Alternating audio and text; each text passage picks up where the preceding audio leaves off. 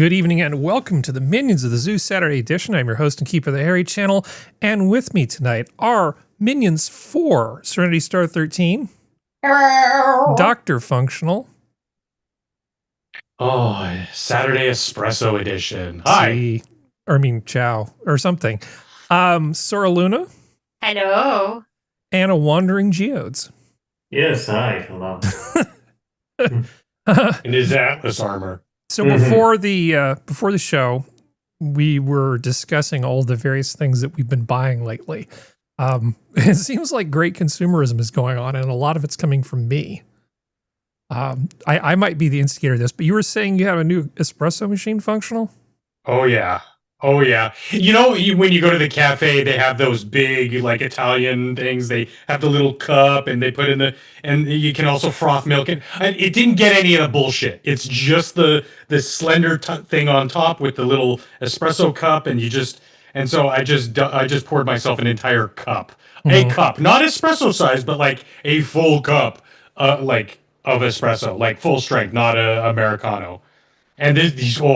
Oh, these beans. So you will be vibrating through your internets this evening. Yes. It's not just the vibration of the universe. I'm actually shaking the planet. Feel the power flowing through me. You know, in was it the Marvel Comics world, this whole vibranium thing? I never quite got behind the physics of vibranium. How is that supposed to work? And what does it have to do with Wakanda? Was it like a giant space meteor of magic metal landed somewhere in Africa? And basically, yes. Well, vibranium it was meant to take the place of adamantine because at the time Marvel had basically sold the rights of X-Men off, which means they'd also sold the rights of adamantine off, so they had to come up with a new one, which was vibranium, which is was in a giant meteor that crashed where Wakanda was, which is the only reason why the Wakandans could jump their culture as far as they did, was because they either sold it off, sold their own people, or they also learned how to turn the metal. So the issue is when you actually read into the Wakanda shit, they're not as good as the movies try to portray them. They're not at all good people, but that's... Oh, they're bastards like everybody else on Earth, yeah. Well, the issue is that the movie did the whole opening scene of they took our people as slaves. It's like you had weapons that could fight back. You didn't fight back because you cared more about hiding your asses because you cared more about keeping your wealth, which I'm not going to judge you for too much, but you can't sit there and get judgmental and then do the same shit everybody else did. Yeah. That's my thing. Like, I feel like we're getting into some really hypothetical reasons why we're mad at the Wakandans. Like, for instance, I could throw out maybe they were one of the tribes in Africa that was selling other people as slaves. Maybe they were in the slave comics books. traders. In the comic books, they did. See? In the movies, they act like they didn't do that because the movies are a different universe. Those bastards. But it's also like 7 tribes. Yeah. They also did like this is the science behind, you know, the technobabble speak. Yeah. And it was because like the molecules were so elastic or something that it didn't, like, any sort of impact would be completely nullified. But it was so stupid. I was just like, yeah, sure, whatever. I watch enough Star Trek. I just don't care anymore. Yeah, well, it takes the energy and it creates a tiny little micro black hole, and then it shunts the energy off into it and then pops it off into another universe. No, apparently it just destroys energy. Yeah, it just destroys energy. Well, you know, I don't know. Well, I like the whole magic metal thing, right? So, of course, in fantasy, we've got mithril and orichalcum and all of the other things.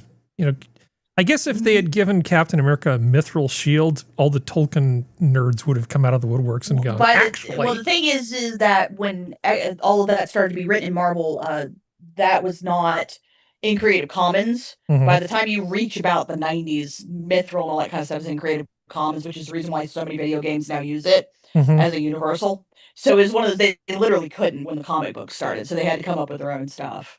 Which adamantine was not that bad of one, but vibranium was their kind of shunt too, because they couldn't use adamantine. The stupidest one is, sorry, Functional, you go ahead, then I'll talk about the stupidest thing. You know me too well because I was just going to make a stupid joke. And the reason why they call it mithril in the movies is because it's not mithril. Because it's not mithril, exactly. Mithril. Well, you notice they say mithril. They don't say mithril. Yeah. Or whatever. Yeah. I don't even know if that's what he intended, but whatever. Hey, I at least said orichalcum correctly, I believe. So, yeah, you did. Yeah, look at me. I know far too many people who go like orchium. It's not that. It just hooked on phonics. Just sound it out, idiots. It's easy. It's not hard at all. Yes, because people with dyslexia have such an easy time. Thank you. Yeah. I'm being ableist again. No. It's kind of my thing. Let's see. So what I do. Let's see. Rolling back. I was talking to Functional. You have a new espresso machine. Oh boy, howdy. So you took your tax refund and turned it into a caffeine dispenser. Yes. Which will in turn let you do more work to make more money, to pay more to make taxes. more money, pay more taxes, get bigger tax return. So really, you're just taking your refund. Espresso machine. Espresso machine. That's all I got out of that. Yeah. I feel so bad because I want to know what she said. God damn it! God damn! I'm gonna send you a hotspot, Sora. Giggity. It does sound weird when you say that. I was just being serenity to it. I think you may be better typing it in side chat and having someone say it for you, Sora. We'll try again in a bit. God. So let's just say hi to Sora. Hi, Sora. Bite me. Bite me. Got that. There we go. Have you noticed that her more Tourette's-like statements seem to make it through? I think it's because they're fast. Yeah. The longer the stream tries to stay from her to her computer when talking, the more it just starts to go blah, blah, blah. Well, let's check in with Geodes next. Hi, Geodes. Hey.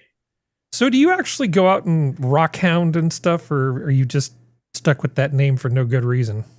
Oh, I just I don't know. I just kind of do my thing.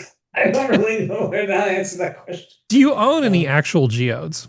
Oh, I don't have geos, but I have a couple crystal mineral things from around my home state that I would have little rock displays. Mm-hmm. But yeah, no, I as far as actual geos, I do not. I wouldn't mind owning a couple, but yeah, I'm not, contrary to the name, I'm not actually that big on the minerals scene. Although I have visited the Minerals Museum a few times. So. What about orichalcum?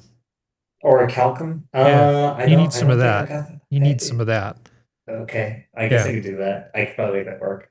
See, the thing about orichalcum is it's practically indestructible.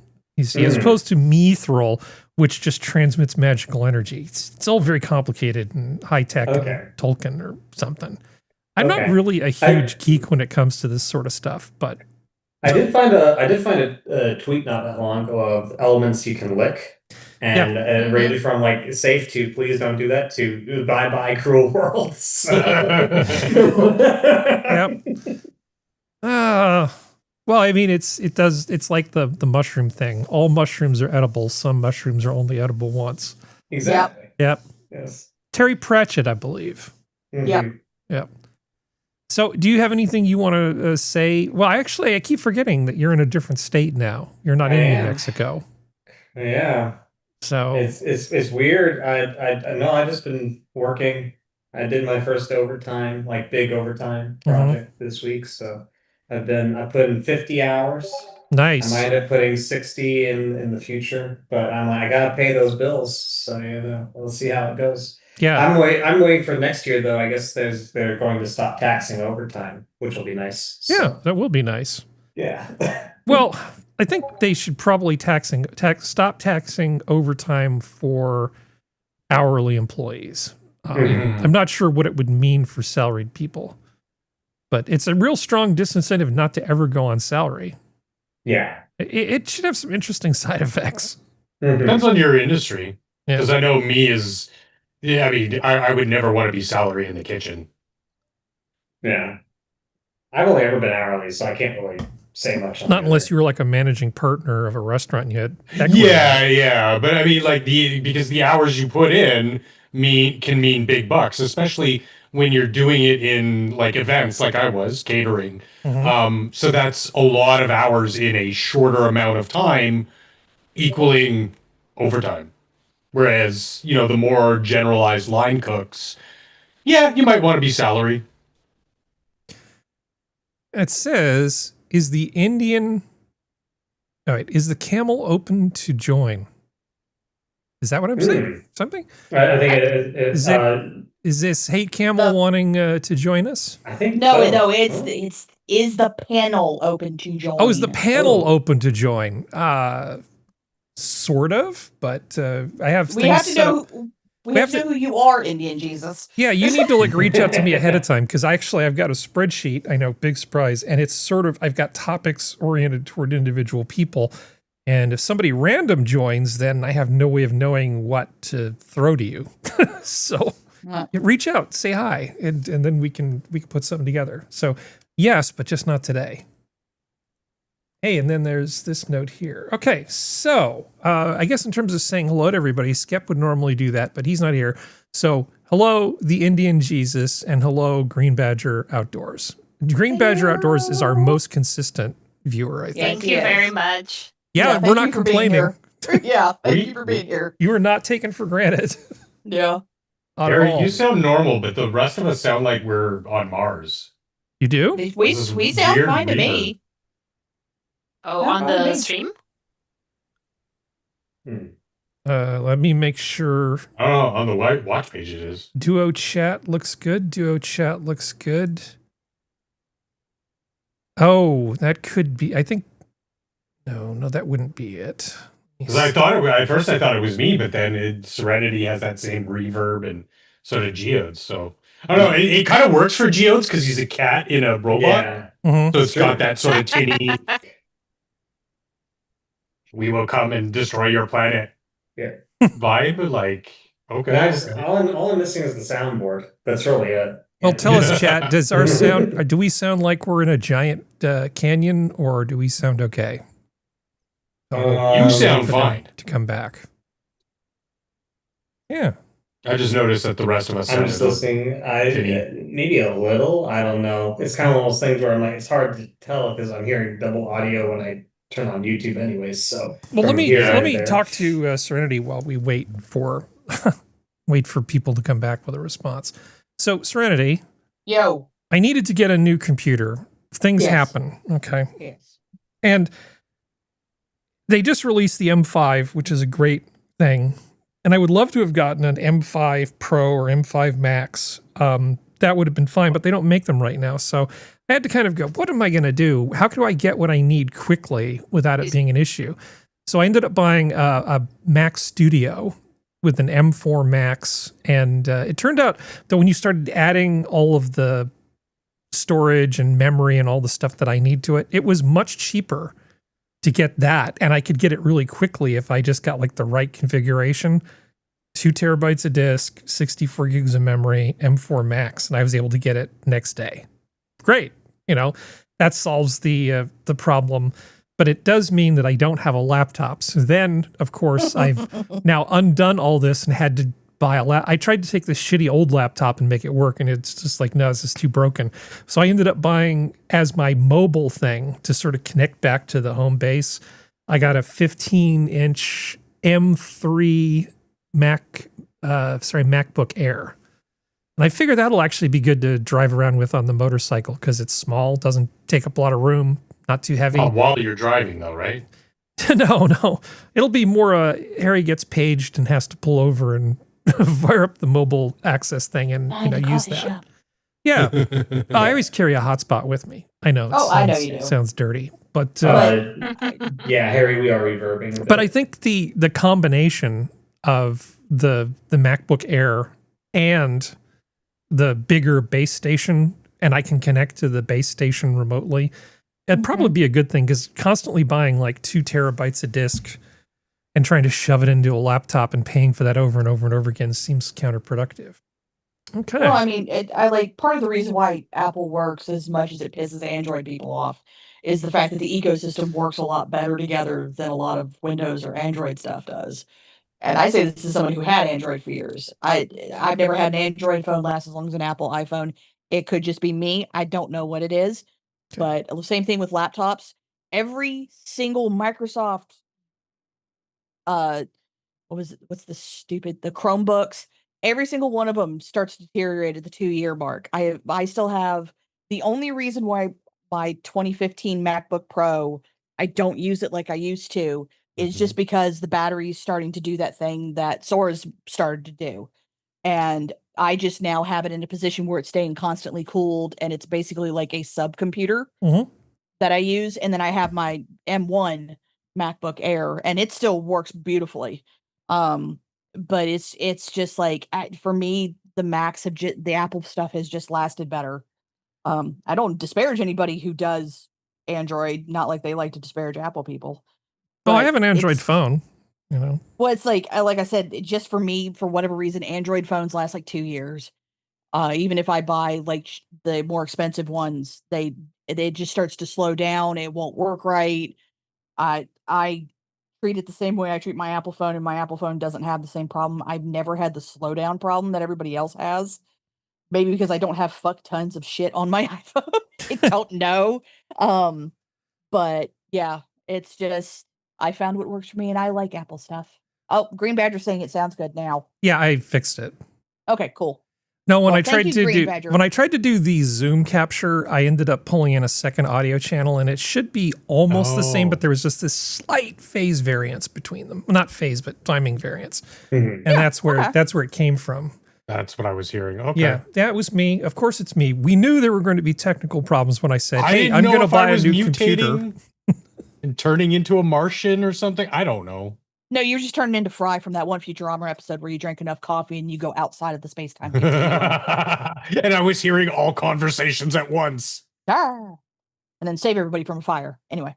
But yeah, that's my stance on Apple stuff. So you know, I will probably get one of the big iMacs at some point, but until then, I am good with what I have. Well, I just got the big computer with a lot of storage that's going to stay at home, but I actually got a case to carry it around, and it's surprisingly portable. For a 6-pound chunk of, cube of stuff. It's really portable if you use the right case. But there are going to be times when I just don't want to carry a 6-pound workstation with me on a motorcycle. So, which is valid. Yeah. And I don't have a monitor handy. So I just bought the 15-inch. And I thought, I found myself wanting to just buy the M5 anyway. And I was falling down the slippery slope of Apple purchasing. It's like, well, for another $200, I can get this, and then $200 more for this. And then you got to have that thing, right? And then you just keep adding. And before you realize that you've spent another $2,000, it's like, no, I don't want to spend another $2,000. And then I do have to give Apple credit. They are very good at that. They are very good at, you got to have the nano texture display. Yeah. What are you, some kind of loser? Get the nano texture display. So I decided, I was like, just think about what you're doing. You really want is a good mobile terminal, and you're going to do work on it. So get the one with the bigger screen. Don't worry about horsepower. Just get it with the M3. I think it was about $1,100 to get an M3 with 24 gigs of memory and a 0.5 terabyte of disk. That's everything I need for on the road. And at home, the base station's got the power to do the real work that needs to get done. The hard part's going to be hooking up all the IPsec stuff so that I can seamlessly, from wherever, connect via remote desktop capture from the laptop to the studio. TBD. I've been doing a bunch of IPsec stuff lately, so it's fine. The other thing I wanted to show you was, I have a COP phone, right? Yes. Yeah, so I have one of those Kyocera COP phones, and I told you I was getting an NT 1100 motorcycle. Yes. Right. So I have that. And do you have a cup holder? Do you have a little special holder for it? Is that what you got, Harry? No, but I found out something. They actually make a police version of that they're selling. So I essentially have a COP phone and a COP motorcycle now. Yeah, you better be careful. You're in California. They may not take too lightly to that. No. Just start calling you Chips. Yeah. Eric. Yeah. Estrada or nada. There you go. Eric Estrada was not very nice to people on that show. No, he wasn't. He was in full diva mode. It was a bit of a problem. And it was like, honey, I understand that you're proud of the job you have, and I understand that. And you've busted your ass to get where you are. You are not that big of a star. You need to calm the fuck down. Yeah. So, Functional, did you see this thing from Mr. What is his name? Anton something? Now I cannot remember what his name is. Slipchenko or something. Something Russian. Petrov. So he did a video recently called Massive Contrail from a Runaway Black Hole Found in a Nearby Galaxy. Yes, I did. This is crazy. I can't not spend all the time going over this whole thing. So I'm just drawing this to people's attention. It's like, you know, what the hell happened here? I don't know. A supermassive black hole just went through the center of this galaxy and just dug a trench. Yeah. It's like, you didn't dial 811 or anything. You just started digging, didn't you? It's now see, that's a headline, right? Oh, yeah. And I like you warned me, he's a little dry, but he's just like nerdy and awkward, and it's great because he knows what he's talking about, and it's good to just get some like hard factual data. Hey, this happened in the world of astrophysics, and it's like usually, you know, it's it's very exciting stuff because it's stuff like this that you're kind of going, wait, who in the what now happened? Mm-hmm. And you're like, yeah, weird and wild stuff. Yeah, I definitely, that's why this isn't under science, it's under recommendations in here. So it's, I do recommend this guy's channel. And weirdly, the dryness doesn't bother me once you sort of get used to it. I mean, it might be off-putting to some people, but I think he does, the fact that his content is so good makes up for it. Oh, yeah. Yeah. Oh, yeah. Yeah. Yeah. Great channel. Jeez. But yeah, this is what I want to see. This is what we should be doing with our telescopes, is finding like a big trench that's been gouged through a galaxy by a supermassive black hole. Now that is pretty awesome. I mean, not if you're near it, then it's not awesome at all. And this one was going pretty fast, but the fastest that we found, it's going at like something like 50,000 kilometers an hour or something, and I'm just like, the universe is out to kill us. It just wants us dead. Oh yeah, the universe is not a loving place at all. That's okay. Well, it's just indifferent. It's understandable. Yeah. Thanks, It's Sora. just indifferent. Sora wants to kill me. Yeah, the universe is profoundly indifferent. If I don't show up one day, you know what happened. Yeah. All the Mounties. There was a sale on tickets to Toronto from on WestJet. There you go. Yeah. His latest about geez, I'm spacing on it. I guess if it was important, I'd remember. That's like one of those things that, you know, your parents tell you. It's like, if they didn't like you, they wouldn't talk to you at all. That is so not true. Yeah. Geez, I totally. Yeah, I'll bet they feel insecure sometimes too. That's also not true. Parents just lie. I mean, it all starts with Santa Claus and then goes on to the Easter Bunny, and then it's just lies. The latest one, he was talking about the theory that sounds more like sci-fi, but still could be true, but he gives you the reasons why it's not true, is our universe in a black hole? Well, I prefer talking about that to, is it a simulation? I mean, yes, but no, because I mean, we don't know exactly what happens, air quotes, heavy air quotes, inside a black hole. We can only theorize, right? A lot of stuff. We can observe what happens on the outside. A lot of stuff surrounding black holes, in terms of the theory, is so far out there that it's kind of annoying. So the idea that we're going to use information theory and say, oh, you know, all that information, you know, the matter gets swallowed up. And then information theory tells us it should just sort of like have this weird Hawking radiation, and eventually these black holes should just dissolve. That seems like a big thing, a big leap of faith for me to just accept this hypothesis without a lot more information. That's just a little out there. Just a little bit. Because you're assuming a lot of things about black holes behaving the way they do as a mathematical abstraction, as opposed to a big honking physical thing that can gouge a trough through a galaxy. But the point being, anybody who's interested in this space stuff, you should definitely listen to Anton Petrov because he has a fantastic channel. Yeah, it's my new favorite channel. It's pretty great. It's pretty damn great. I actually really like it. Let's see. I wanted to get, since we have both Sora and Serenity here. Yes. I saw a video today, and maybe I'm just the asshole. Okay, this is one of these things where you can tell me if I'm just the asshole.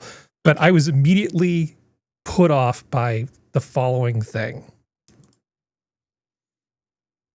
All about reminding yourself that you do not need to earn pleasure. Princess energy is about owning your playfulness. When I am tuning into princess energy, I immediately go to Disney princess energy.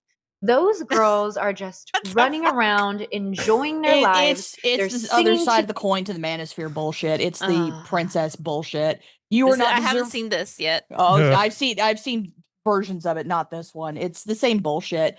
You are not deserving of something because you exist. Period. I don't give a damn who you are. Yeah, because black holes don't care. Is this basically?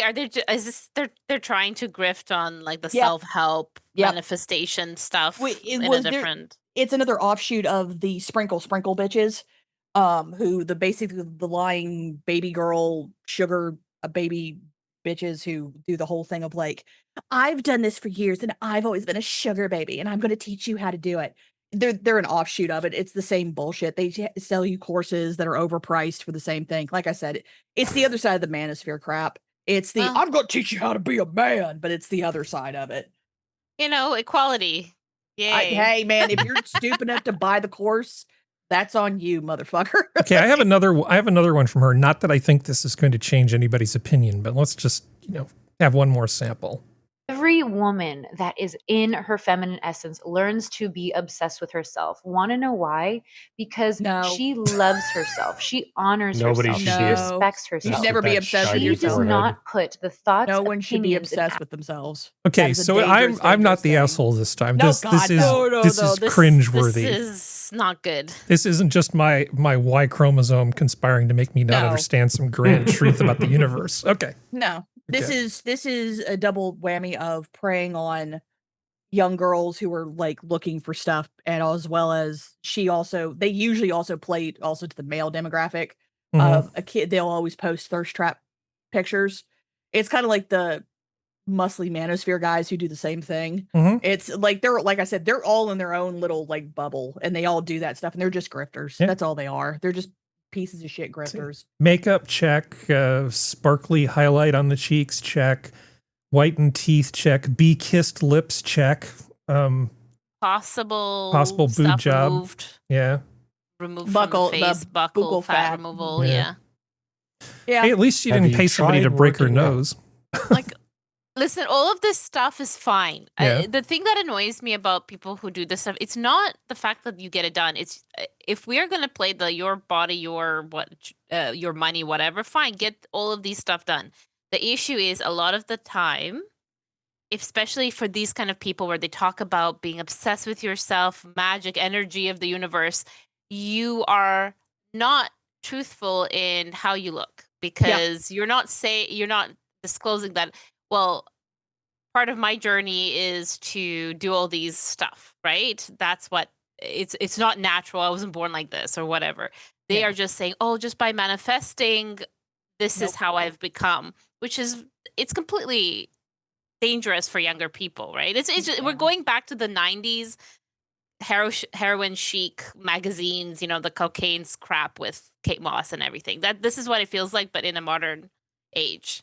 And it can be quite dangerous for self-esteem, for health, for everything. I don't like this. Especially nowadays, it sounds like they're not teaching like critical reading and analysis in school anymore.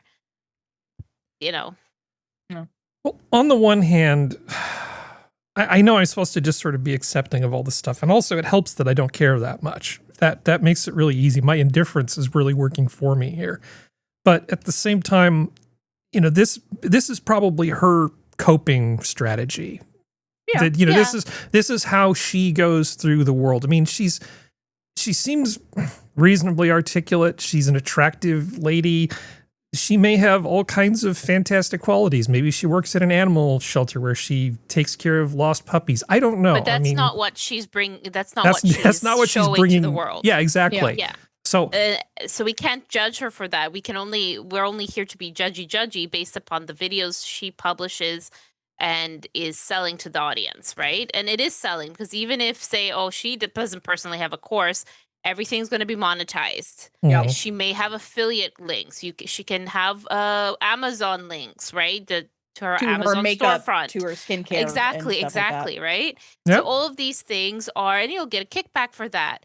And that's fine because that's a job. This is how she wants to do the job. Everybody else, we understand this is a job. If you're going to use her links, that's fine. I don't care. I will get a product. She gets a kickback. However, there's still a lot of, I don't know. It's still kind of like new enough that people are taking advantage of not disclosing things taking advantage of that. It's another version of snake oil salesmen. That's all it is. Yeah. That's what all of these are. It's like, you need the new Amazon product, or you need to do this course, or you need to get rich quick, or crypto, and it's all snake oil salesmen. All of it is. But she might believe it, though. That snake oil salesmen know that what they're selling is BS. I think she might actually believe her own BS. You can't grift well and make the kind of money off this stuff and believe it. She can probably sell it that she believes it very well, but if she's done anything where she has even a remote kind of views, you can't believe your own hype to a point. You have to kind of believe it to a certain level, but you can't believe it entirely. Mm-hmm. Because then you wouldn't monetize it. Yeah. That kind of stuff. Well, this is the downside of the internet, right? This whole thing of this idea of celebrity and all these people who want to figure out, well, what's the magic thing that's going to make me an internet celebrity? And this is her formula. Well, the issue is this is human nature. It's easier now, yes, with the internet, but this is shit that's been going on for millennia. So it's just like everything. It's the degeneracy, people not willing to accept the fact that maybe they're not what they think they are, or people grifting has been going on since human beings have been able to talk and write. It's easier to see now because of the internet. It's also easier to block. But I report every single time one of these people, I don't give a damn what they are. If they're selling crypto, if they're selling princess energy or bad energy, I report all of them for scam fraud. Whether Instagram does anything, I don't know, but I report all of them and then block them because I don't want to hear it. I am on social media to look at animals, look at pretty places, and look at cool crafts. That's it. I don't give a fuck about anything else. Well, I know I've mentioned this before. One of my little sister's friends, I went to pick my sister up at my sister's friend's house. And so go in, because it's girls and they're always running late. Whatever. Okay. Mm-hmm. I'm a sexist. Hate me. And so they're running late. So I'm just sort of there. And I notice in my sister's friend's room, she has this collage with all these fashion models, just like 100 fashion models in this collage. And right in the center of it is a tiny little picture of her. Yeah, vision board. I think she did this before there were vision boards. It was just, it baked into her DNA that this is what you do to tap into the cosmic energy source or something. So like you said, people have been doing this forever, right? Everybody wants to be a celebrity. So much less work than curing cancer or whatever. Well, I mean, but the problem is also with the whole, curing cancer fallacy is that most people aren't that intelligent to be able to go down that path to cure cancer. I just handed myself a segue. Would you like to talk about cancer cures? Go for it. Okay, blocking one protein supercharges the immune system against cancer. Basically, by messing with Find out how for only $19.99. Yeah, by blocking this one protein called ANT2, it takes T cells that fight cancer and puts them into overdrive.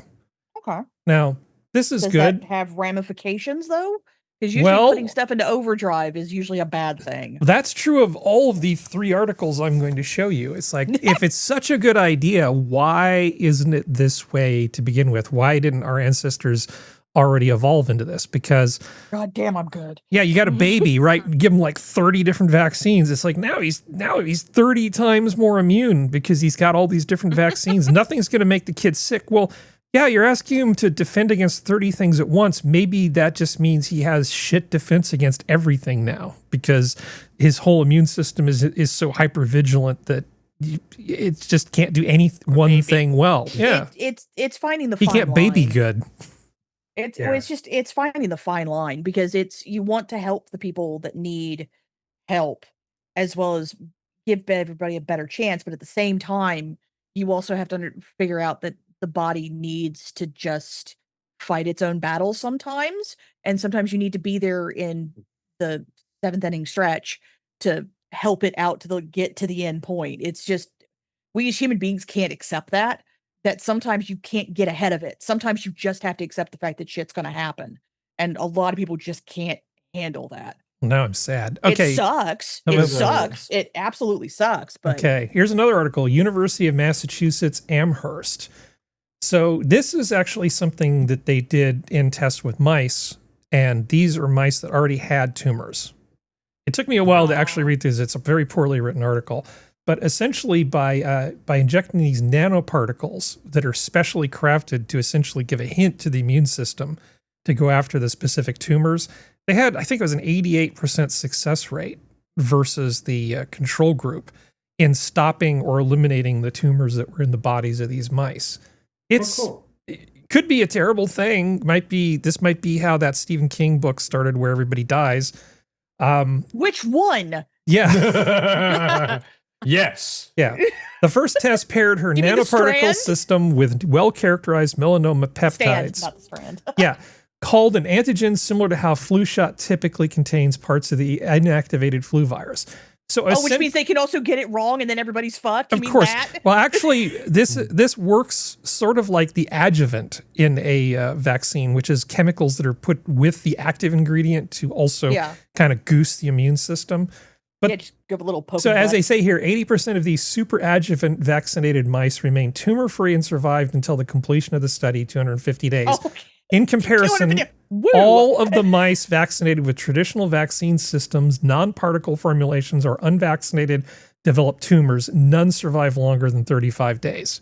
Oh, that's a pretty big difference. I know, poor lab rats, lab mice. Well, it is, but it's also the fact of like, okay, but I want to know what happens to the mice after the 250-day mark. Does their system does the stuff that was in them all of a sudden transform into something else? They feed them to the lab python or something. I don't know.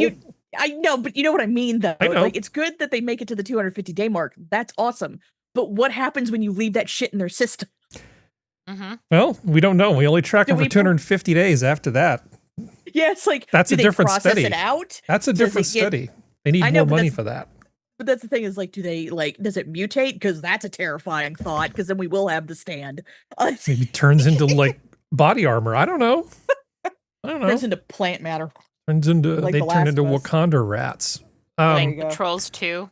And one final one. Breakthrough cancer therapy stops tumor growth without harming healthy cells. This is actually using stem cells.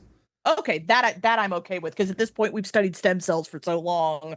Yeah. There's not much they can surprise us with anymore. Yeah. Let's see. Discovered a compound that blocks the signal telling cancer cells to grow and divide. The treatment worked in mice with lungs and breast tumors and didn't cause harm. Oh, sorry. The stem cell one is a different one for brain stuff. Okay. This one, they actually found a way to tell the cancer, no, it's okay. Just take a little nap. Just, hit the bench, go away. So is cancer research the new fusion power? I mean, are we just going to be hearing about this for the next 30 years? There's going to be breakthrough after breakthrough, but no real progress forever. That's what I'm afraid of. Oh. I want to see some of this translate into actual therapies that people can afford. Well, that's the problem, is that the amount of R&D that goes into it is because especially nowadays when you have all these stupid, worthless little health influencers running around talking about this causes this, so we can't take anything, drink raw milk. It means that a lot of these places will now go through even more stringent tests to make sure that they can tell the health influencers to go fuck themselves. And it's now going to make it worse, because now they're going to try to cover their ass as best they can, instead of trying to put it out there and go, hey, you're going to sign this waiver. Me as the doctor is going to go over it, what all of the possible side effects are, and the fact that this is an experimental treatment and that your may in some way will probably help people in the future, but you're probably going to have to deal with the fact that there's going to be side effects.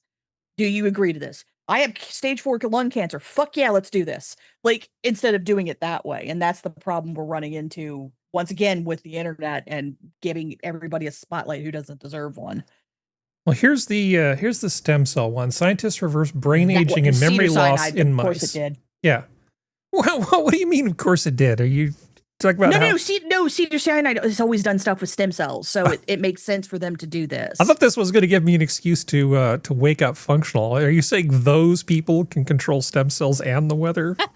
No, seems like an embarrassment of riches. Which interdimensional space people, snake people, an embarrassment of riches, which they greedily. No, I was saying that they have. She's not Anna Kasparian, Harry. I know. Yeah, I'm sorry. Wow. She got excited for a second. Yeah, cedar cyanide's I've been one of the forefronts for stem cell research for 40 fucking years. Well, you don't think I'm looking at the sources on these because I need to figure out, is it BS? Is it AI?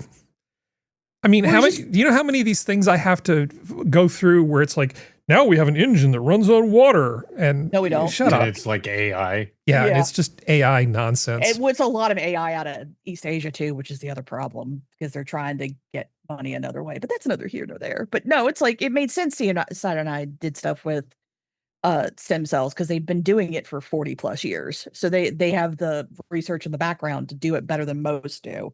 Yeah. Well, but hey, if anything helps with Alzheimer's, I am all for it because to me, Alzheimer's is so much worse than or just dementia, or just regular dementia, or just quality of life. Health span, improving health span in people.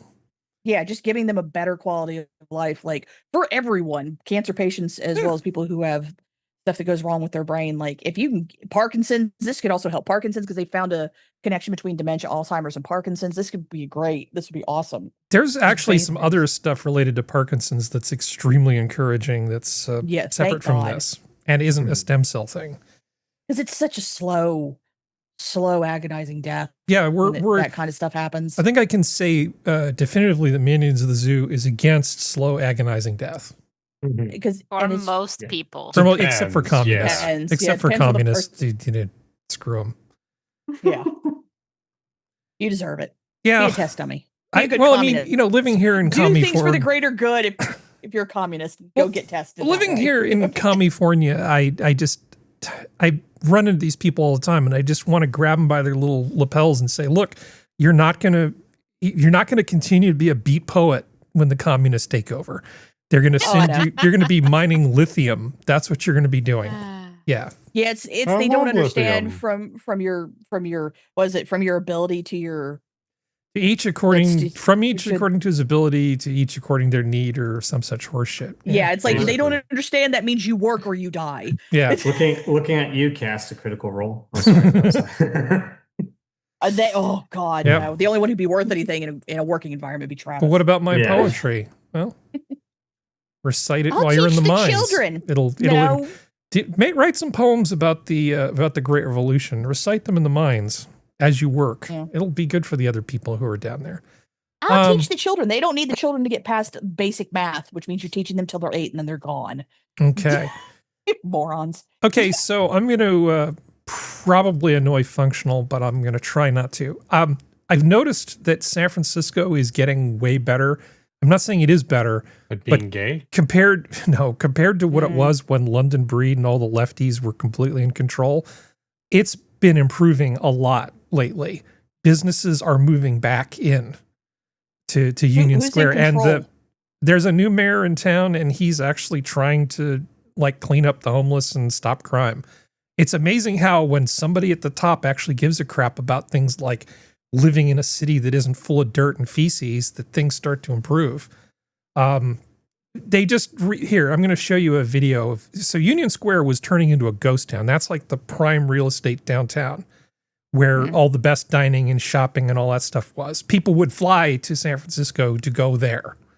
And it was actually pretty magical at Christmas. They used to have one of those fantastic toy stores. Of course, that's all gone. Oh. Yeah. Bad. Toy stores were the best. So it's a new food and drink spots by Stephen Curry, celebrity chef, breathing new life into San Francisco Union Square. And if it loads eventually, then it'll actually play. So, you know, there's the new mayor and there's all the other people there. And they're putting in this fantastic, you know, nightclub, bar. There's new restaurants opening. There's new merchants coming in.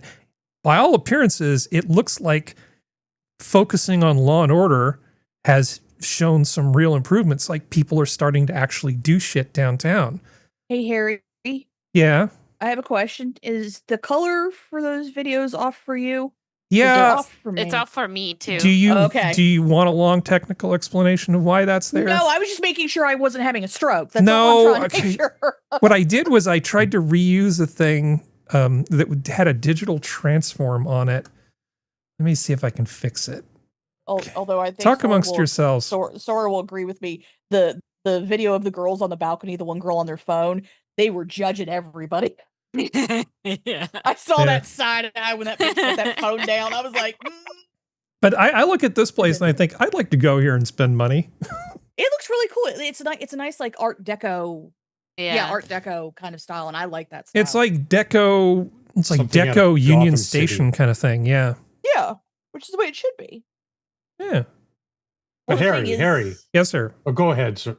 Serenity. Oh no, I was just saying like, if especially now that Americans can't take vacations in other countries because of how much stuff is costing, cities here in America now got to start shaping their shit up because they actually need tourists. But that's neither here nor there. Go ahead. Now, correct me if I'm wrong, but I do believe that new mayor is a white man. He is a white man, and he's not even gay. Oh boy. But I was told they're all evil. Yeah. Well, it's like apparently like Trump was threatening to send people to San Francisco, and then he talked to the mayor and he called it off or something. I'm not sure. I don't know the specifics. I have the That's specifics. funny. Yay! If you don't behave yourself, I'm sending you San Francisco. Trump says San Francisco's great competence in business swayed him to back off.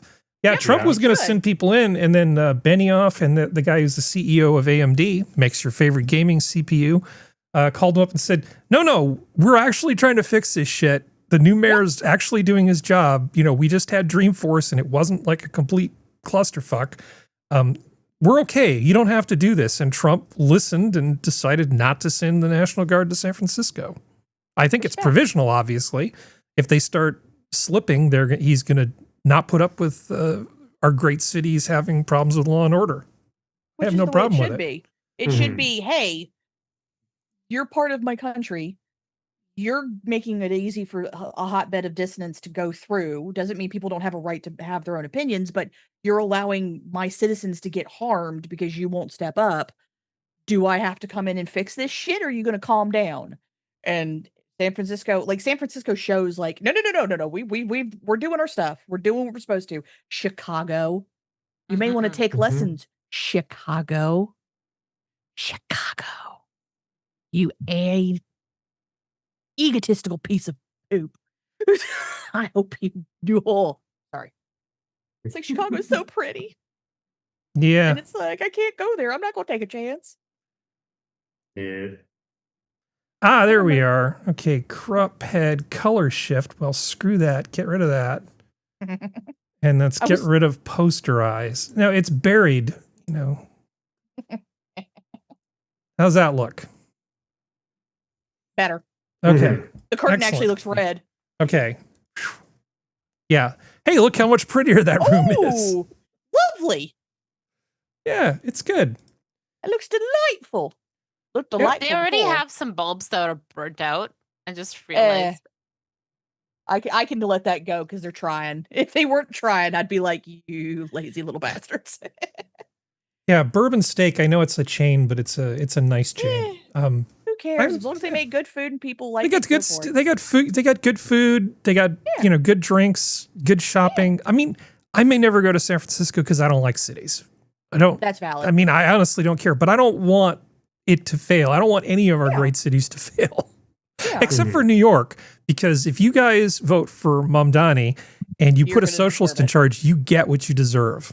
Okay, I mean, I'm not normally that guy, but it's like you have totally brought on yourself, New York. You are now like turning into a way worse city than San Francisco. I am trying to figure out why there is a disco ball bison behind him.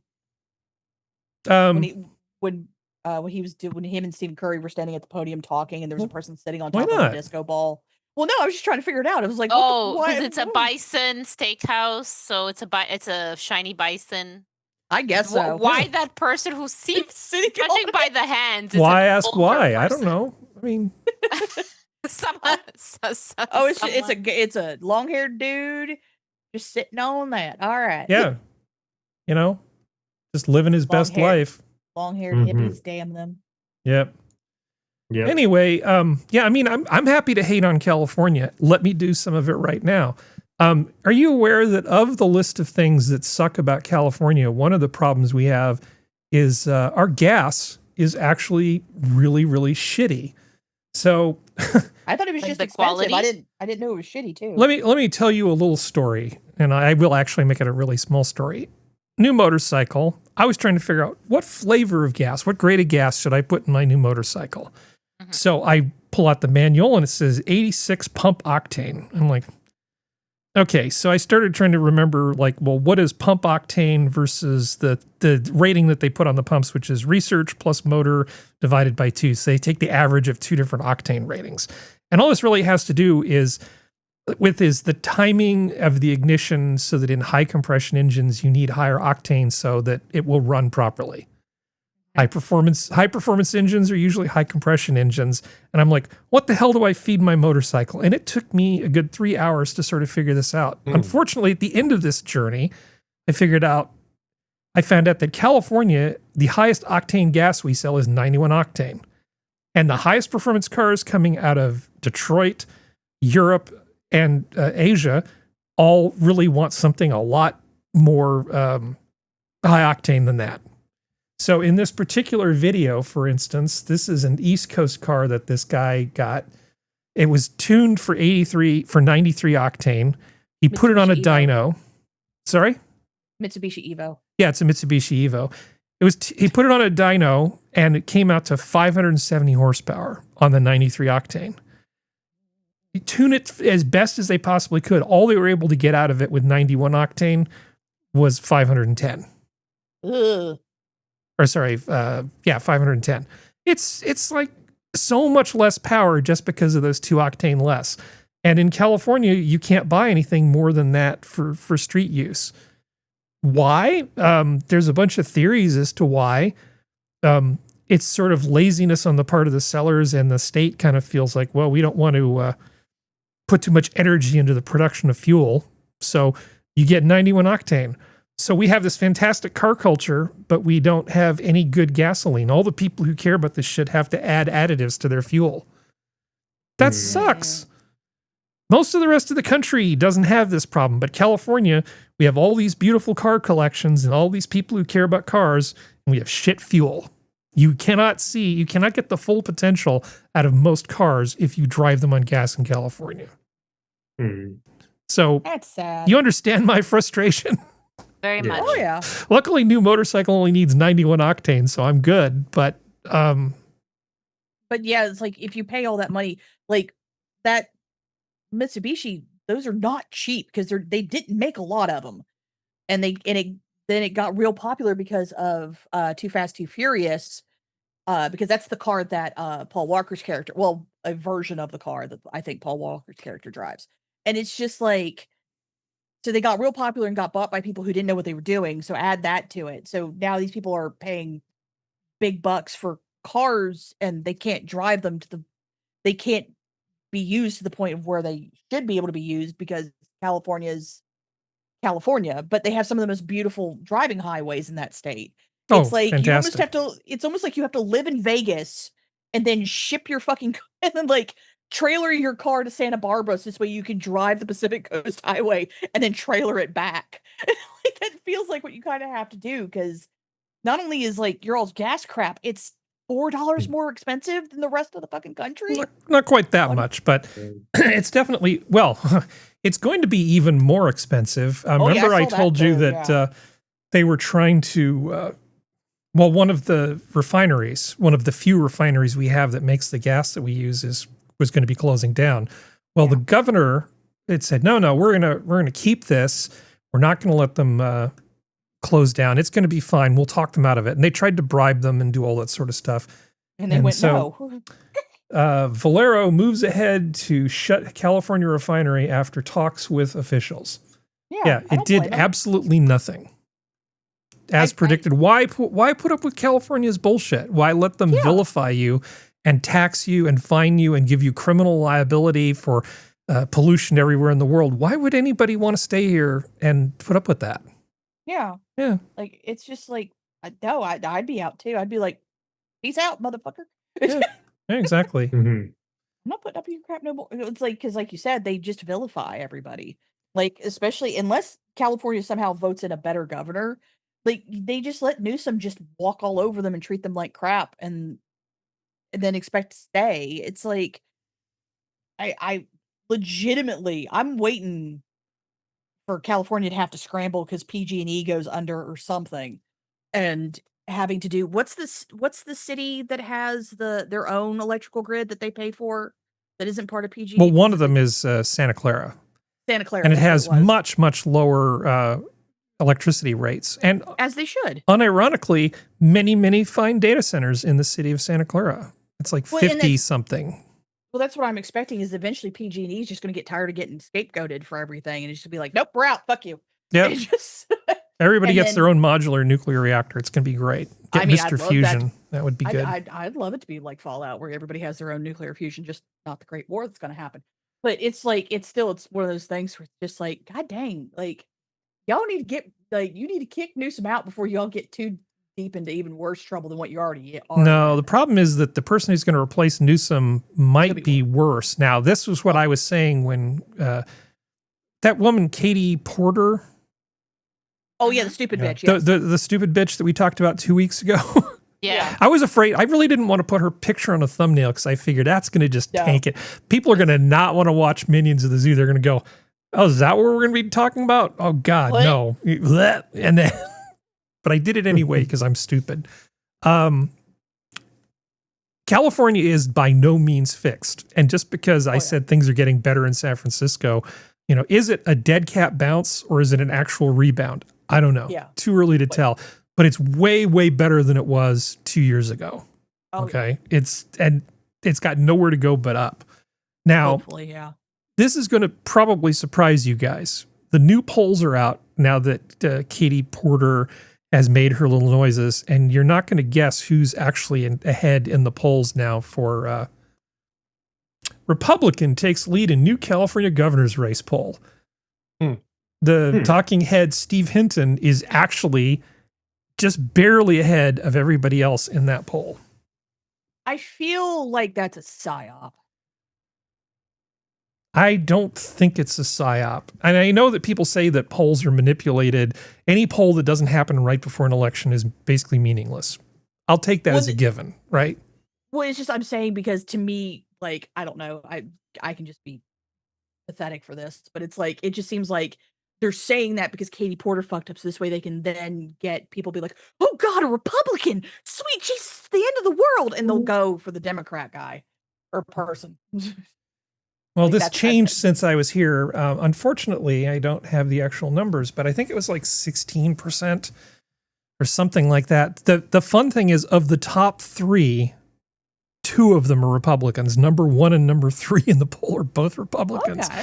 Now, I don't think in a million years that Steve is going to win this election. Okay, but it's enough to get some. But just the fact that Californians are fed up enough that they're considering doing this is pretty great. This is a positive indicator. Oh yeah. But I'm not going to be going on, what is that betting site? Where you can bet on elections. No clue. Okay. Of course you can. I do like that. Yeah. You should bet on everything. Yeah. Yeah. This is fine. You don't need money. Just a concept. just a crippling gambling addiction. I don't think at the end of the day. Well, now I'm sad.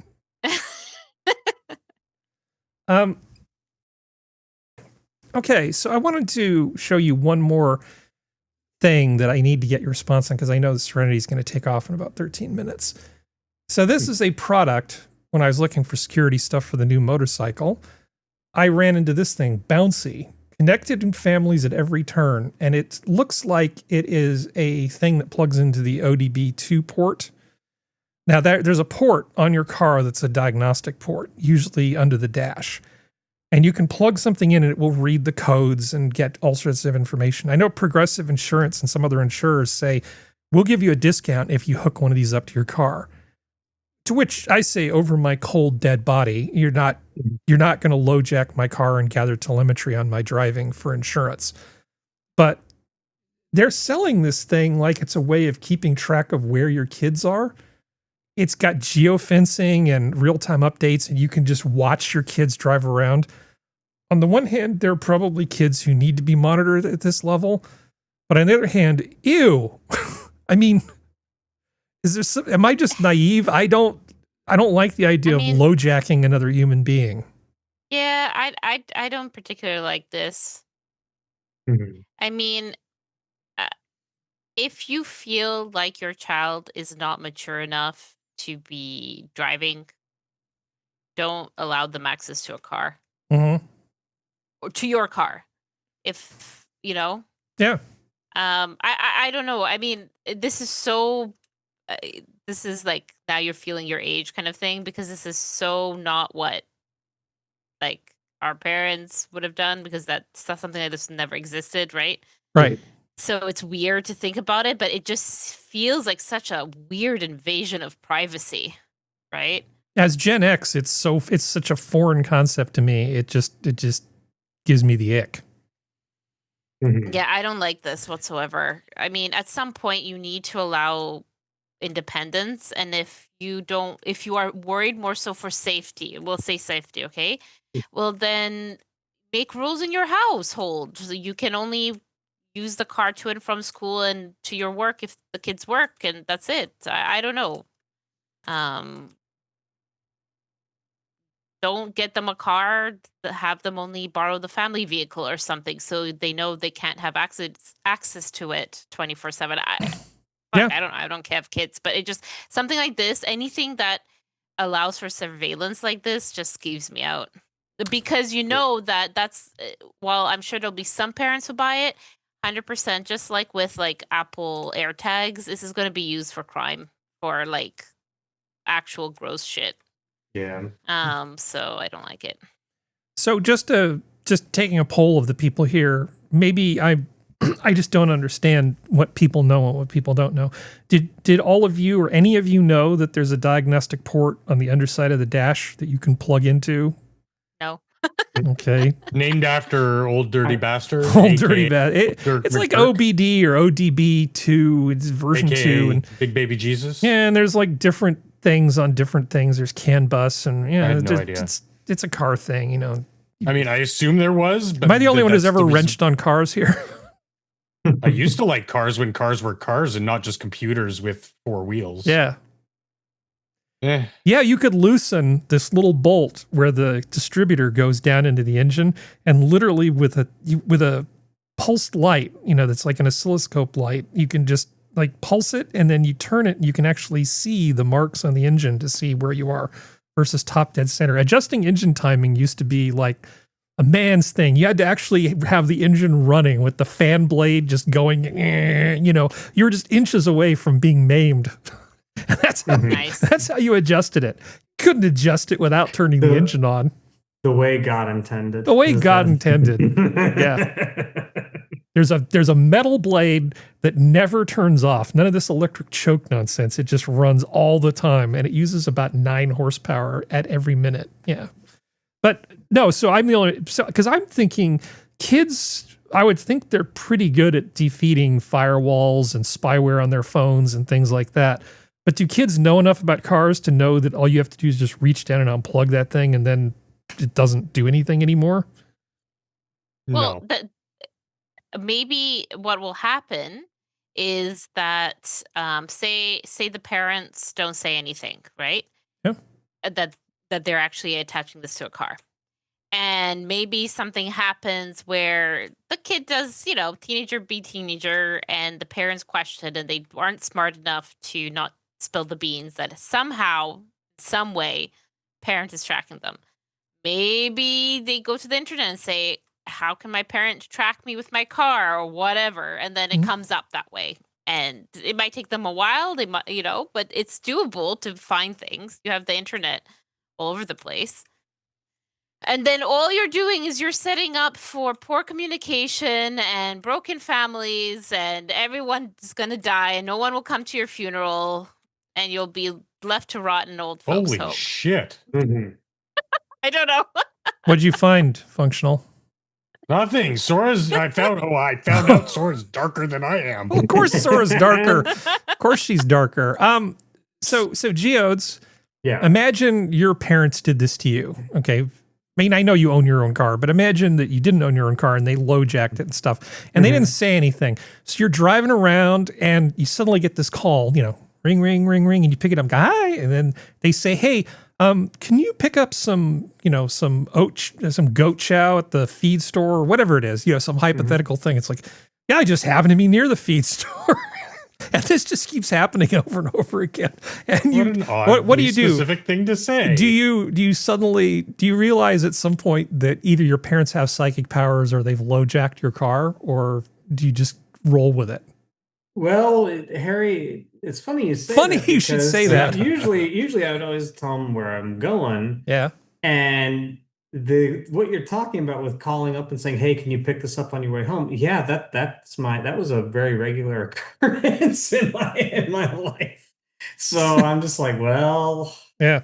But I will say it's one of those things where it's like there were times, especially later on, where I would just go do something and not tell them, because I'm like, I don't want to deal with the hassle of them going, oh, well, sometimes it'd be like, well, I want to come along, or it'd even be something along the lines of like, hey, can you go take care of this real quick? And I would just, basically just, I might do their errand, but I might not mention I'm doing a couple of other things as well, so that they don't get any other ideas. Yeah. So.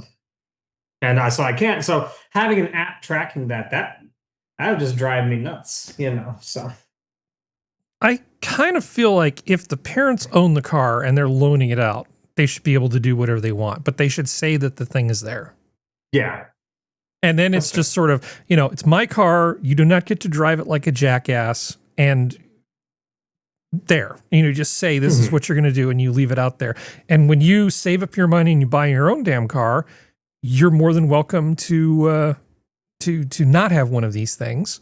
And, furthermore, you could just say if you disconnect this thing and suddenly it's no longer sending a signal, and I think you're doing it on purpose, you just won't have access to the car anymore. I mean, you could be a dick about it, but I kind of feel like this is more of a clandestine thing. It's like, in addition to the low jacking of the phone and the computer and everything else, I mean, kids are morons, so I know they need to be protected, but man, I had a lot of freedom growing up.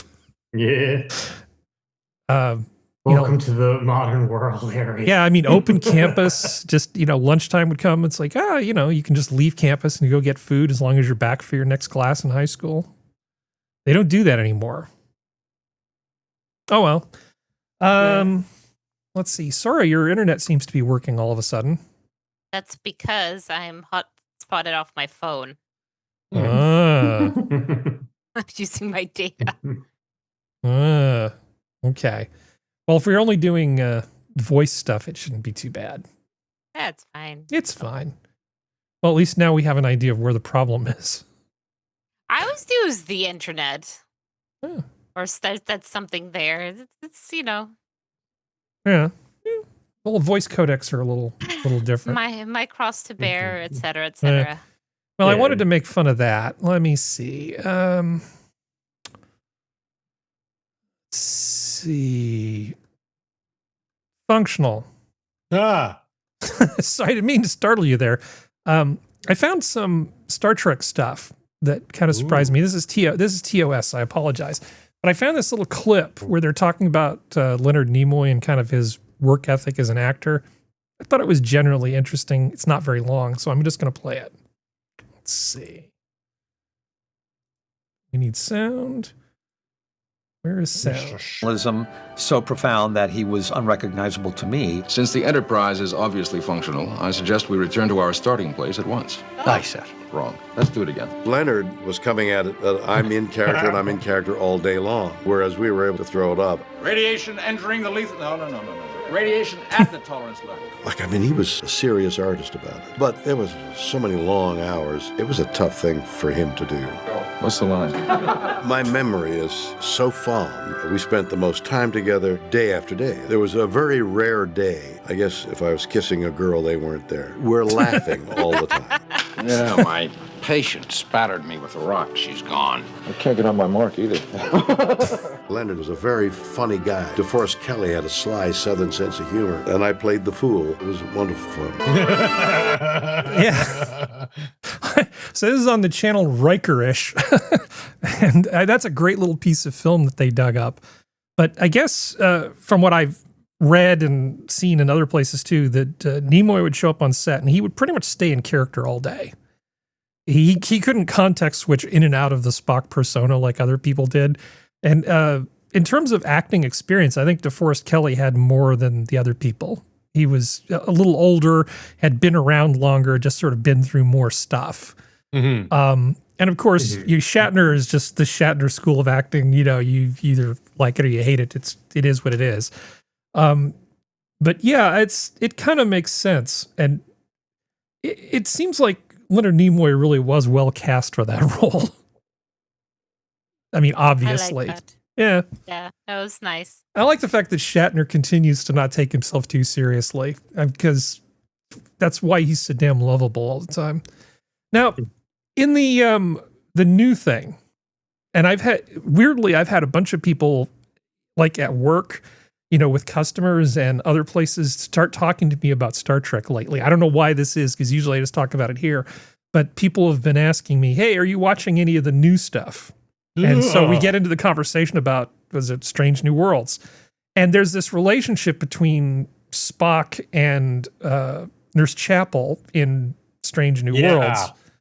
And it's annoying as fuck. Yeah, well, apparently I had completely blocked some of the original stuff out from the old shows. So I just have a clip that's got two little things here, a little foreshadowing or background. I'm not really sure what to call this, so I'm just going to play it. Yes, nurse? I brought the medical summary for the arrest report, Mr. Spock. This is the animated series, obviously. Oh, sorry, sir. Are you injured, Miss Chapel? No, I'm fine. Are you feeling all right? Perfectly normal. I will append you a summary to the report. Was there something else, Miss Chapel? Wouldn't Take you off like your me clothes. He's hot for his bod. Well, stay? Help you? That would be illogical, Miss Chapel. Yes. Yes. It'd be stupid. See, see how sad she is, because she's totally got the hots for Spock. So apparently this was a thing that happened in the animated series. What about the original series? I don't know why, but I love you. I do love you. Just as you are. Oh, I love you. But isn't that for the Captain is en route last engineering, season? Mr. Spock. Can you take the bridge? Acknowledge. I am sorry. Yes, nurse? I mean, how did I block this out of my memory? Because Well, I don't remember either of these things happening. But the issue is there's a scene where literally McCoy introduces Nurse Chapel to Spock for the very first time. Strange New Worlds takes place before when Pike, Kirk's mentor, was captain of the Enterprise. And apparently they have this hot, you know, steamy, off and on, pointed-eared bang fest. And it's like, wait, but what? But no. No, just laughing at your description. Steamy, hot, off and on, bang fest. Yeah. On the show? Well, because she's a strong, independent nurse who is also a super soldier who don't need no Vulcan. Don't you know? No, I think you're confusing characters a little bit, but yeah. No, Nurse Chapel is not the super soldier. That's another character who he hooks up with after Nurse Chapel. She is. Only when she's on Doctor. No, only when she gets juiced up on weird meds. But yes, she has the super combat drugs. She gets where super her and juice. Dr. Mumbles. Fucking go ape shit on a ship full of Klingons. Yeah, that's not Nurse Chapel. I'm sorry. What was that? Nurse Chapel is a very feminine woman. Yeah, Super Chicken had the super sauce, right? Yeah, that's basically what they feed to them. There's a lot going on that's wrong, but I guess in a weird sort of way, the idea that these two characters were attracted to each other, if there's something resembling canon for it in the past. Well, I mean, she for him, but not him. Not him for her. Obviously. No. Ever. No. And again, that's a thing in Strange New Worlds is like he's the one who he's all about her. Yeah. Well, they had a musical. They had the musical episode. I know the episode that you're looking forward to, Sora. They're going to turn into puppets in an episode. They're going to go full Whedon. Yeah. Yeah. Puppets. Go ahead, Sora. Don't you want to see puppet Star Trek?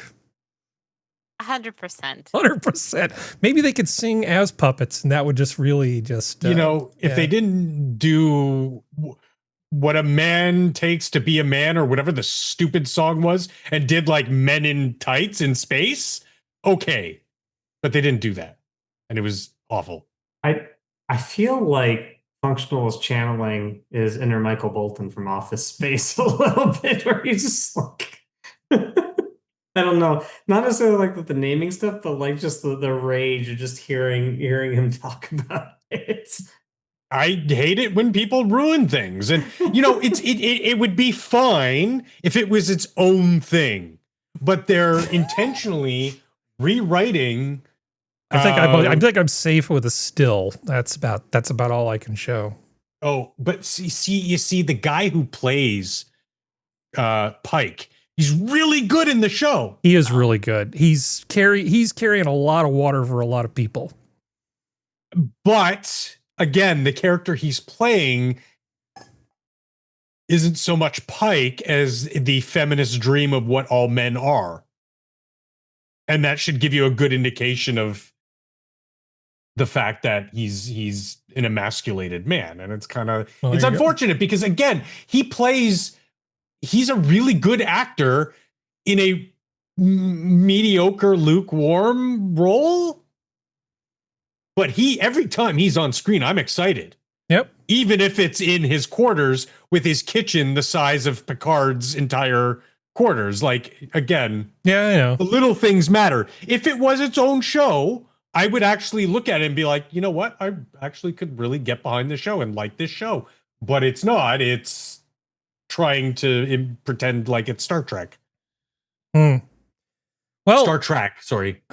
Star Trek, yes.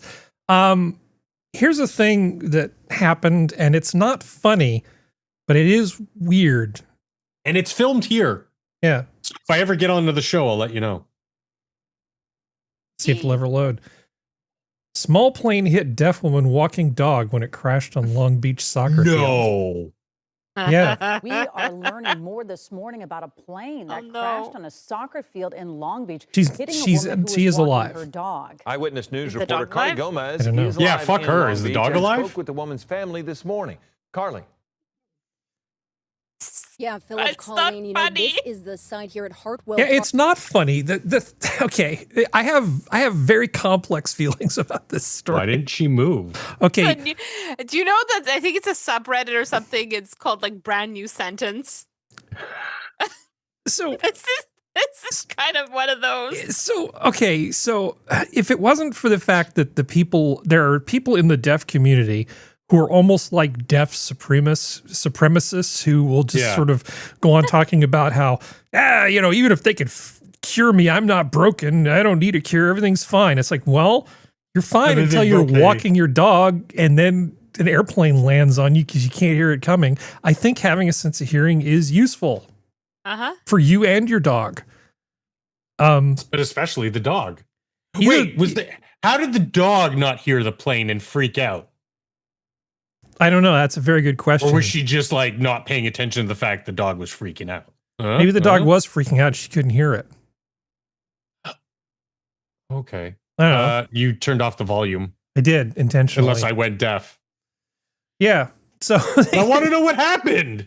Well, the plane crashed into the woman. She's still okay. Oh, it's one of those. Yeah. Yeah. But she's still alive, luckily. It's That's just like one of those one-man glider things, isn't it? But it's a small plane, but it has an engine. Yeah. It's not just a glider. Oh, okay. And but still, being hit by an airplane and surviving, that by itself is already a pretty good headline.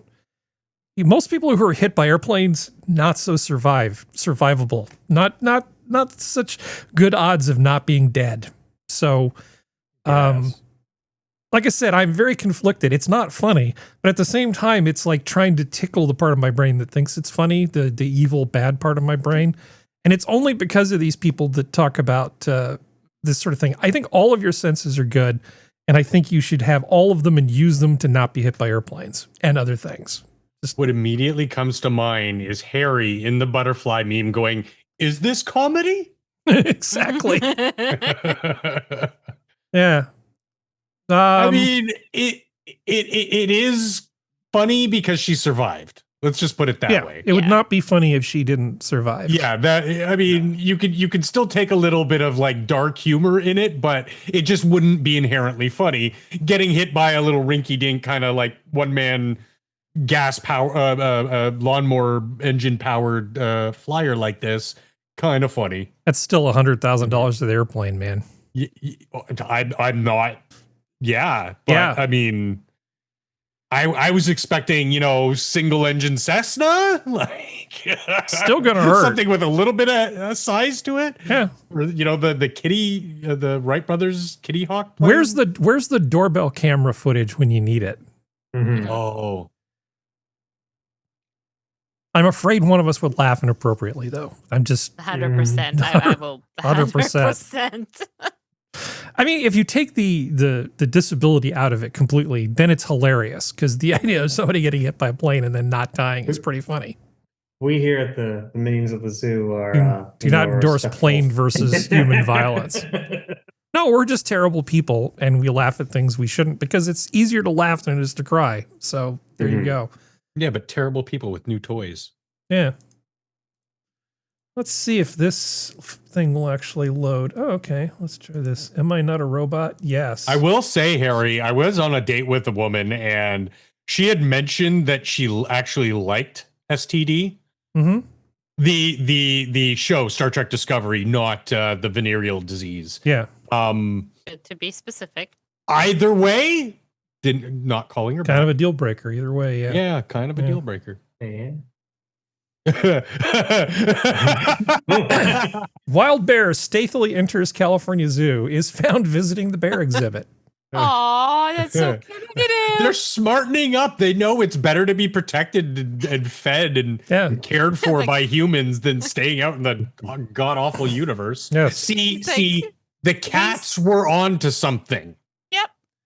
Yeah. So I'm perfectly fine being the servant of our feline overlords. They're going to protect us from the robots. I can also imagine this as he's going there. He's like, "Rise up, my brothers, rise!" Yeah, a black bear leans over a fence separating the animal from Eureka Zoo's black bear exhibit. Yeah, that's so. So cute. he's Che Guevara. Che Guevara, yes, exactly. I like it. So what happened? I really because I love bears. I love wildlife. Did he? A wild, very polite, and possibly lonely black bear recently paid a visit to its neighbors at a Northern California zoo. Before opening for the day, staff at Sequoia Park Zoo in Eureka were conducting a routine inspection of the Redwood Skywalk, a self-guided tour of local redwood history and ecology, when they were surprised by a unique visitor. On the tour trail was a wild American black bear leaning on a gate to peer into the 3 black bears in the habitat within the park. Yeah. The wild bear did not appear aggressive and was observed interacting with Thule, unpronounceable and other unpronounceable, through their habitat fencing. There you go. Oh, what a good bear. So he was just curious? Huh. Fish and Wildlife took the lead on escorting the bear out of the zoo and back into the woods. The police officer ensured that no human visitors were nearby so the bear wouldn't get scared, she said. There you go. Huh. What a good Sounds like bear. he was just a young bear, like found his countrymen, as it were. Yeah. And decided to check it out. And yeah. Yeah, no problem there. I guess. Yeah. That's so sweet. Should give him a couple, treats for his trouble. Yeah. That probably will invite him back. Well, let's see. Here's another thing. Long-term California study finds surprising link between birds and wildfires. They looked at Birds are starting the wildfires. No, they're actually looking at how the birds fare after the wildfires. And there are some kind of surprising results. Like, for instance, one type of woodpecker prefers old-growth forest versus another type. So the pileated woodpeckers, you see fewer of them. The other woodpeckers, you see more of them. So it changes the balance after you have fire go through a forest. A lot of the birds are just fine. But some of them actually benefit from the fact that scrub will grow back instead of a forest. I don't know if I believe that they're not starting the wildfires. Yeah. Do you see the hate in that bird's eye? Mm-hmm. That's a handsome bird. What are you talking about? No, dude, that's like there's a glint that's how of death. Sora It's looks not at like you, it's I imagine. It's not like it's a fish or something. When I have you've a eaten the kinship last to this cookie. bird. Yeah. Or taken the last piece of sushi, and she just gives you that side eye, like, Well, from that bitch. beak, that's not a sushi beak. That's a I eat nuts beak. No. But I mean, the similar eye that Sora would give you if you took the last piece of sushi. Yeah. She'd just be like, So with the okay. bird, you always get side eye. But yes, and with Sora, you wouldn't feel it until Sora you has to least actually work expected at it. giving you She's side very eye. patient. It could be like 5-10 years. Yeah. But she'll get you. Oh yeah. You'll get your due. You get it. Oh yeah. Well, that's Yeah, interesting. I guess they prefer the softer wood. So it says it was really exciting to see how rapid and how rapid and how enduring the response of birds was to these fires in these national parks. Let's see, the Institute for Bird Population, the study's lead author, yada yada. For most of the 42 species we looked at, population density actually increased a bit after low to moderate severity fires. Yeah, it's not. A lot of things are just fine with the forest burning every now and then, as it always did before we started intervening. Well, no. The researchers only investigated low to moderate intensity burns, such as those associated with prescribed fire. After the last 5 or so years that we've been doing this, I've covered a bunch of things, including studies where they would set aside parts where they would not fight forest fires within those areas. Yeah. Okay, and they always turned out worse. No, they actually turn out better if you let things burn occasionally at sort of the normal rate. Sorry. I was referring to when we do controlled burns. Yeah, burns. we just screw everything up. No, but the controlled burns actually help. Oh, controlled burns is another way of, clearing all that stuff occasionally. But they're I hate SF Gates so much. Yeah. Previous research suggests high intensity megafires fueled by climate change and fire suppression. Yeah, just ignore that part. That's the California lefty stuff. It's a real thing, but you know how they twist it to be like, that's why you shouldn't be able to buy 92 or 93 octane gas. And it's like, wait, what? Yeah. What is like you don't understand? Yes, climate change is real, and it's always been a thing before even humans existed. Mm-hmm. So go fuck yourself. Us changing our gas octane isn't going to help, and it's not going to save the little woodpeckers. I found a fantastic children's book. It's pretty much libertarian propaganda. I love this about this book. And it's called if you give a mouse a cookie, I love this book. If you give a mouse a cookie, I mean, this is a great book. It's one of my favorites. You give a mouse a cookie. Wants a glass of milk. If you give a mouse a glass of milk, he'll want, and it keeps going on. He'll like give that. a glass of milk. Yeah, he just keeps asking for shit. You give him one cookie. Next thing you know, he's moving in. He's asking for napkins. He's asking for straws. He's looking for all this stuff. You know, he looks into the mirror. He notices that his hair needs a trim. And next thing you know, you're responsible for this mouse's welfare because you gave him a damn cookie. And the moral of the story is, don't give anybody anything. That's I the way thought it was works, just right, because Sora? he was living up to the beauty standards of the kid. Yeah. He'll crawl in, make himself comfortable, and fluff the pillow a few times. He'll probably ask you to read him a story. So you'll read to him from one of your books, and he'll ask to see the pictures. I prefer the Greek story about teaching a man to fish. This is a great, well, this is for children. This is a parable for children. I love this. So was that. If you give a mouse a cookie.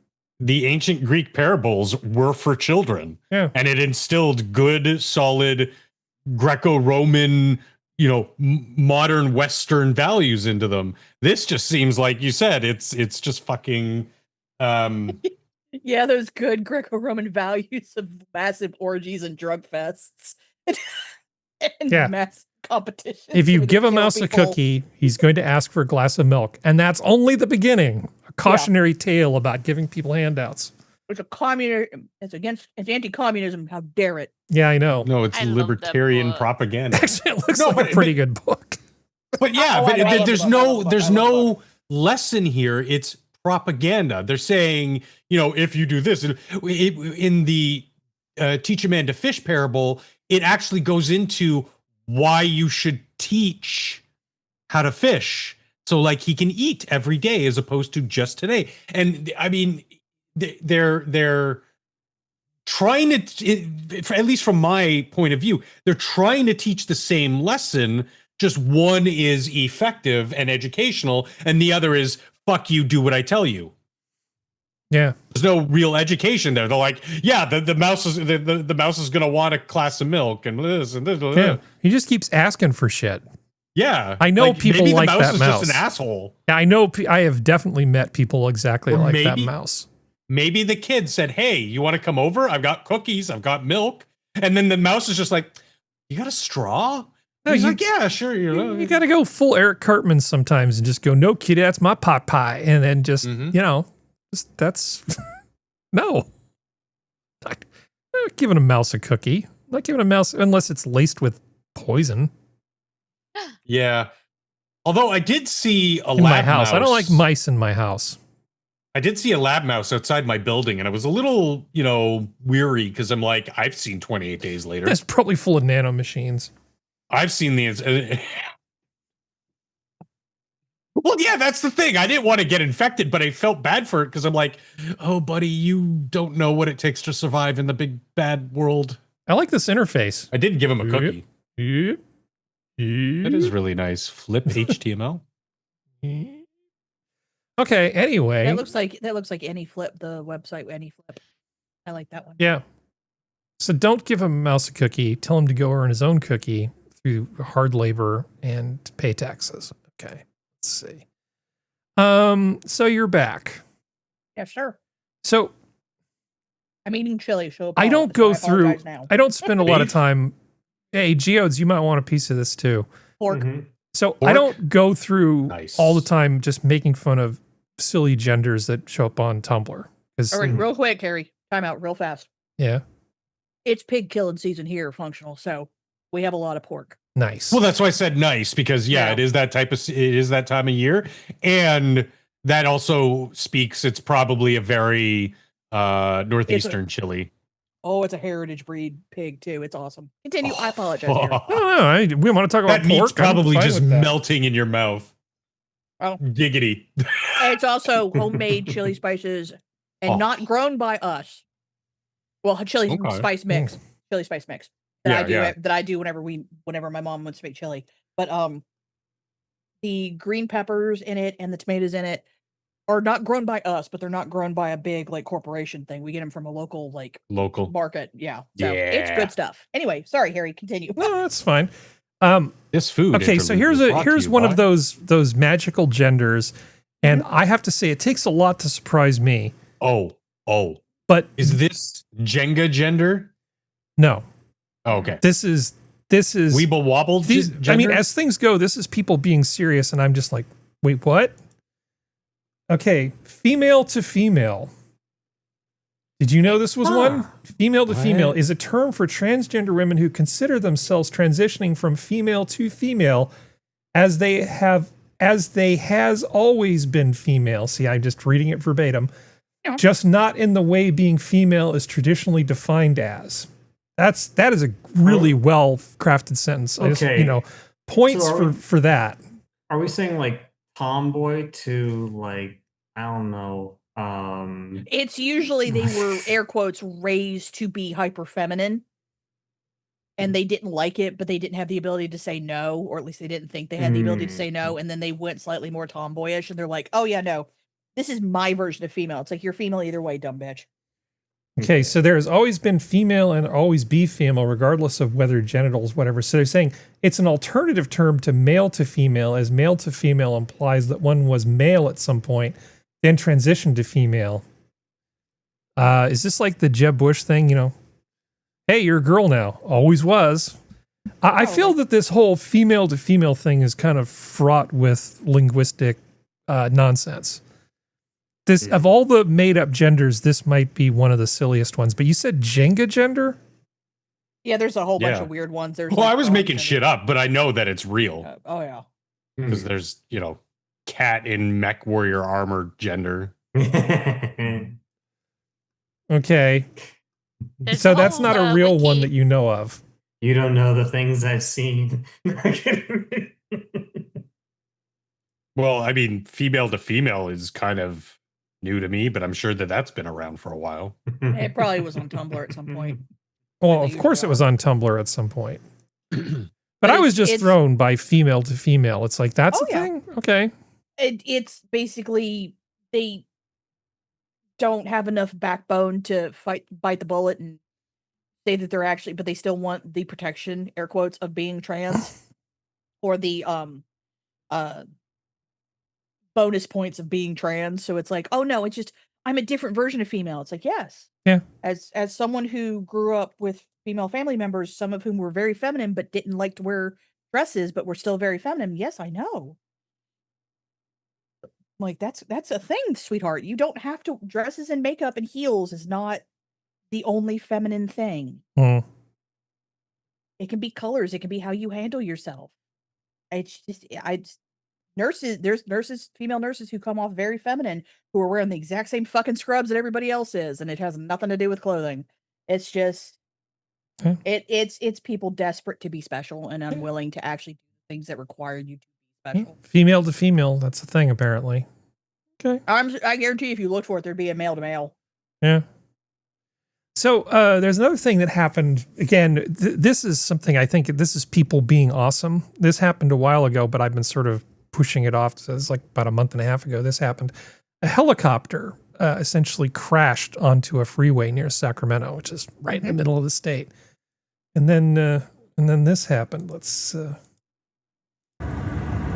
bystanders lift helicopter off trapped paramedic after California freeway crash. So this is a air ambulance, and all these people basically stopped, got out of their cars, and just put human power into moving that damn thing. Damn right. Good job, humans. Yeah. Human beings are awesome. Yeah. Yeah. That's exactly, it's like that person puts their life on the line to fly around in that rickety helicopter. Yeah. And go around saving people. The least you can do is get out and flip that damn thing off of him so that he can be taken care of. Damn right. Depends how many communists he threw out the helicopter that night. Well, you gotta save on gas somehow. Yeah. Communists are heavy. Wood chipper. Yeah. Communists. Speaking, no, that's actually really cool. Yeah. Yeah, I like it. Speaking of which, Greg Abbott, I guess his name's Greg, the governor of Texas. Texas is targeting professors over leftist ideologies. That doesn't mean Houston doesn't mean he's throwing them out of helicopters or anything like that. But for instance, if you've got somebody who's just hates America, hates us, full Yuri Bezmenov stereotype, why put them in charge of some committee where they can make policy or steer things? Yeah. So it says like here, University of Texas professor was dismissed from an administrative post overseeing university academic affairs. That doesn't mean that they were fired or anything else. Just like, hey, maybe don't let the commies be in charge. Mm-hmm. Well, it's also if they take state funds, the state has an allowance to say something. Yeah, I mean, I believe in academic freedom, and I don't think there's a problem with some professors having problematic views. You don't necessarily need to get rid of them. But maybe don't let them be in charge of curricula or events or figuring out who speaks and who doesn't speak at your campus, that kind of stuff. Yeah. So I don't particularly have a problem with it. And it's like everyone on this panel has said more than once, on more than one occasion, hell, all of the minions have said, if you're taking state or federal funds, state or federal has a right to tell you who can do what. If you don't want to take the funds, that is more power to you, but you got to go fully private or you got to shut the fuck up. Yeah. That's my stance. If the dean has a problem with it, dean can go fuck themselves. They say which University of Texas. Yeah. U of T needs to go a little more middle of the road. Just looking for things. I'm looking for a specific meme. Sorry, not a meme so much as a cover from a magazine. Okay, can't find it. Stupid communists evading me. Okay. They do best. Yeah. Maybe I have a separate tag for communists. Oh, I do. And I have an anti-communist tag. Excellent. Oh. Good. Actually, converting from one thing to one computer to another really wasn't that hard. That's good.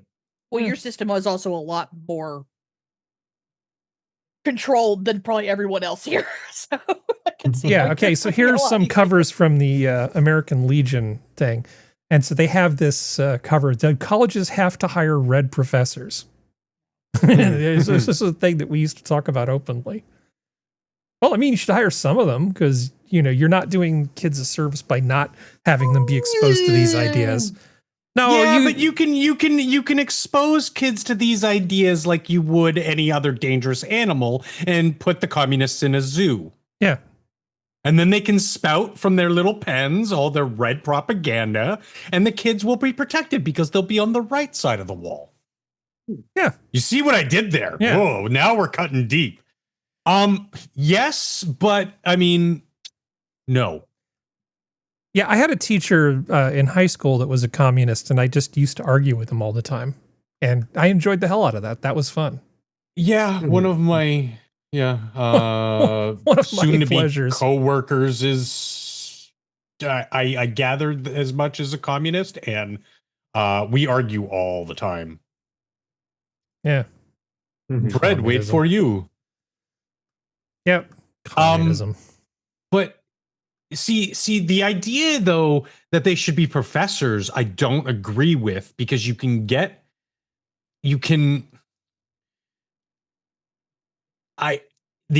idea of a professor or a teacher is a position of power, and I don't think you can put, just like you can't put sex offenders or other disreputable people in positions of power. The police, you don't want somebody who's a bully or an unthinking meathead. You need people who can react and think on their feet, but who have a good moral center to your society's views, of course. And that's why, no, you shouldn't be allowed to for those same reasons put a communist lecturer, but you could get the same information through the truthful lens, the more factual lens, from your professors like Jordan Peterson or what's his name? Him and Heather. But Weinstein. The Weinstein brothers. Sorry. Yeah. On the other hand, when people say, well, that's indoctrination from the other end, you do not want to bring this ideology that may be against the best interests of your country to the other students because they're the more susceptible ones, say, but then blocking it, especially and we're talking about like state schools and stuff. Sure, okay, don't allow them to necessarily do anything where funding it's against the funding or stuff, but they should still be allowed to teach, be allowed to express their opinions because why not? Because education isn't about opinions, it's about fact. It's about learning. Yeah, but it depends on the classes and stuff, right? Because you have all sorts of different courses at a university. And if it's something where they are allowing a specific course to take place, and that particular, like, say, I don't know, world history, and you have someone says, well, or in my but I want a case, I took biochemist to teach me about vaccines. I it's don't want a very rarely that you'll have someone in the sciences who's so staunchly Well, I'm just making an analogy. Like, I just, yes, I want somebody who's learned about the subject, but I don't want somebody on either extreme, either somebody who's completely overtly anti-vax or entirely, what's the word, ball gargling for the government and whatever big pharma says. Like, I want somebody in the middle who just says, this is what a vaccine does. This is what these cells do to these cells, and just give you the facts. And you as the student are supposed to open your mind to these things. SOC 119 YouTube channel is society something class from Penn State, I want to say, and the guy he fully admits, like, look, I'm a old school tail end die in the wold hippie, but this is what capitalism does. This is what communism does. And he says to like people and goes, well, what do you think is more fair? And even the communist is kind of like sitting there sweating going, well, by the sound of it, it sounds like capitalism is more fair. And then, he's like, well, then why are you a communist? Or why are you espousing these ideas when what you have benefited from and what actually by the numbers has increased the human potential and human value, blah, blah, blah, blah, blah. Like without getting into too much rhetoric, I'm boiling it down, which makes it sound like rhetoric, but I'm trying to boil these things down to sort of say, why are you this way? And he does the same thing in reverse too. Like, he'll say to a MAGA guy, well, you believe all these things. Why aren't you a liberal? And then, he goes into the education and goes, well, what you say liberal is not what actual liberalism means. What you say is capitalism isn't what actual capitalism is, or isn't even what you think communism is. You've just been told these buzzwords and you're kind of playing along. Hey, but it's red, just like the helicopter. Yeah. So I guess we'll just have to agree to disagree. Well, I will say that when it comes to learning about stuff, if you can't steelman your opponent's position, you probably don't fully understand what the debate is about. And that's the gold standard, right? I mean, you don't have to, but for me personally, if I'm going to really debate with somebody, and I've debated with a lot of communists in person, like you said, growing up in California, I've run into these people. And I've debated with some publicly in front of like about 1,000 people. I've actually debated with like real famous communists on a few occasions. I enjoy that battle, so maybe I'm just kind of a glutton for punishment. I don't know. Let me see. We talked a little bit about this AWS outage, or at least I put it in the thumbnail. You are familiar with what happened, right? That Amazon Web Services cratered and took a whole bunch of stuff with it. Are you aware that this happened earlier this week? I didn't hear about it until afterward, because most of the stuff I used during those like day and a half period wasn't affected. Well, yeah, I heard it after the fact too. I didn't notice anything. Well, we've got here AWS outage reminds us why $2,449 internet-dependent beds are a bad idea. So there were people who literally couldn't make their bed work because it was tied to the cloud. Imagine if you would, being dumb enough to buy a bed that not only is cloud-backed but also has a subscription. So, you have to basically pay money for your magic internet bed. Oh my God. I can't steelman this position. I have no idea why somebody would spend $2,500 on an internet bed. This has been also the one thing that what was that one YouTuber? He goes over, like, he's been doing a lot of the like coverage of companies doing subscriptions and like forcing updates for older products that break them, so you have to buy the newer products. Lewis something, I think, but Rossman? it's like, Yeah, Ross. He's the right to repair guy. He does good videos. Yeah. It's like this is the greatest technician that ever lived guy. No, different guy. But I do love him though. Yeah, but this is one of those things where it's like this is a prime example too of why you don't want these products. Yeah. Yeah. So I love this. I love these things. It would be great if my bed wasn't stuck in an inclined position. But why I want to know why such a bed is created. I don't know. I don't know. I would like to get back to the point of what the hell happened to AWS to cause all this stuff. Sorry. No, it's okay. Essentially, I've told you guys a little bit about what DNS actually is, right? It's a thing that takes like a name of something, and it isn't always just a name. It could be the name of a service. There are other types of records, and looks them up and converts them into a value, typically an IP address.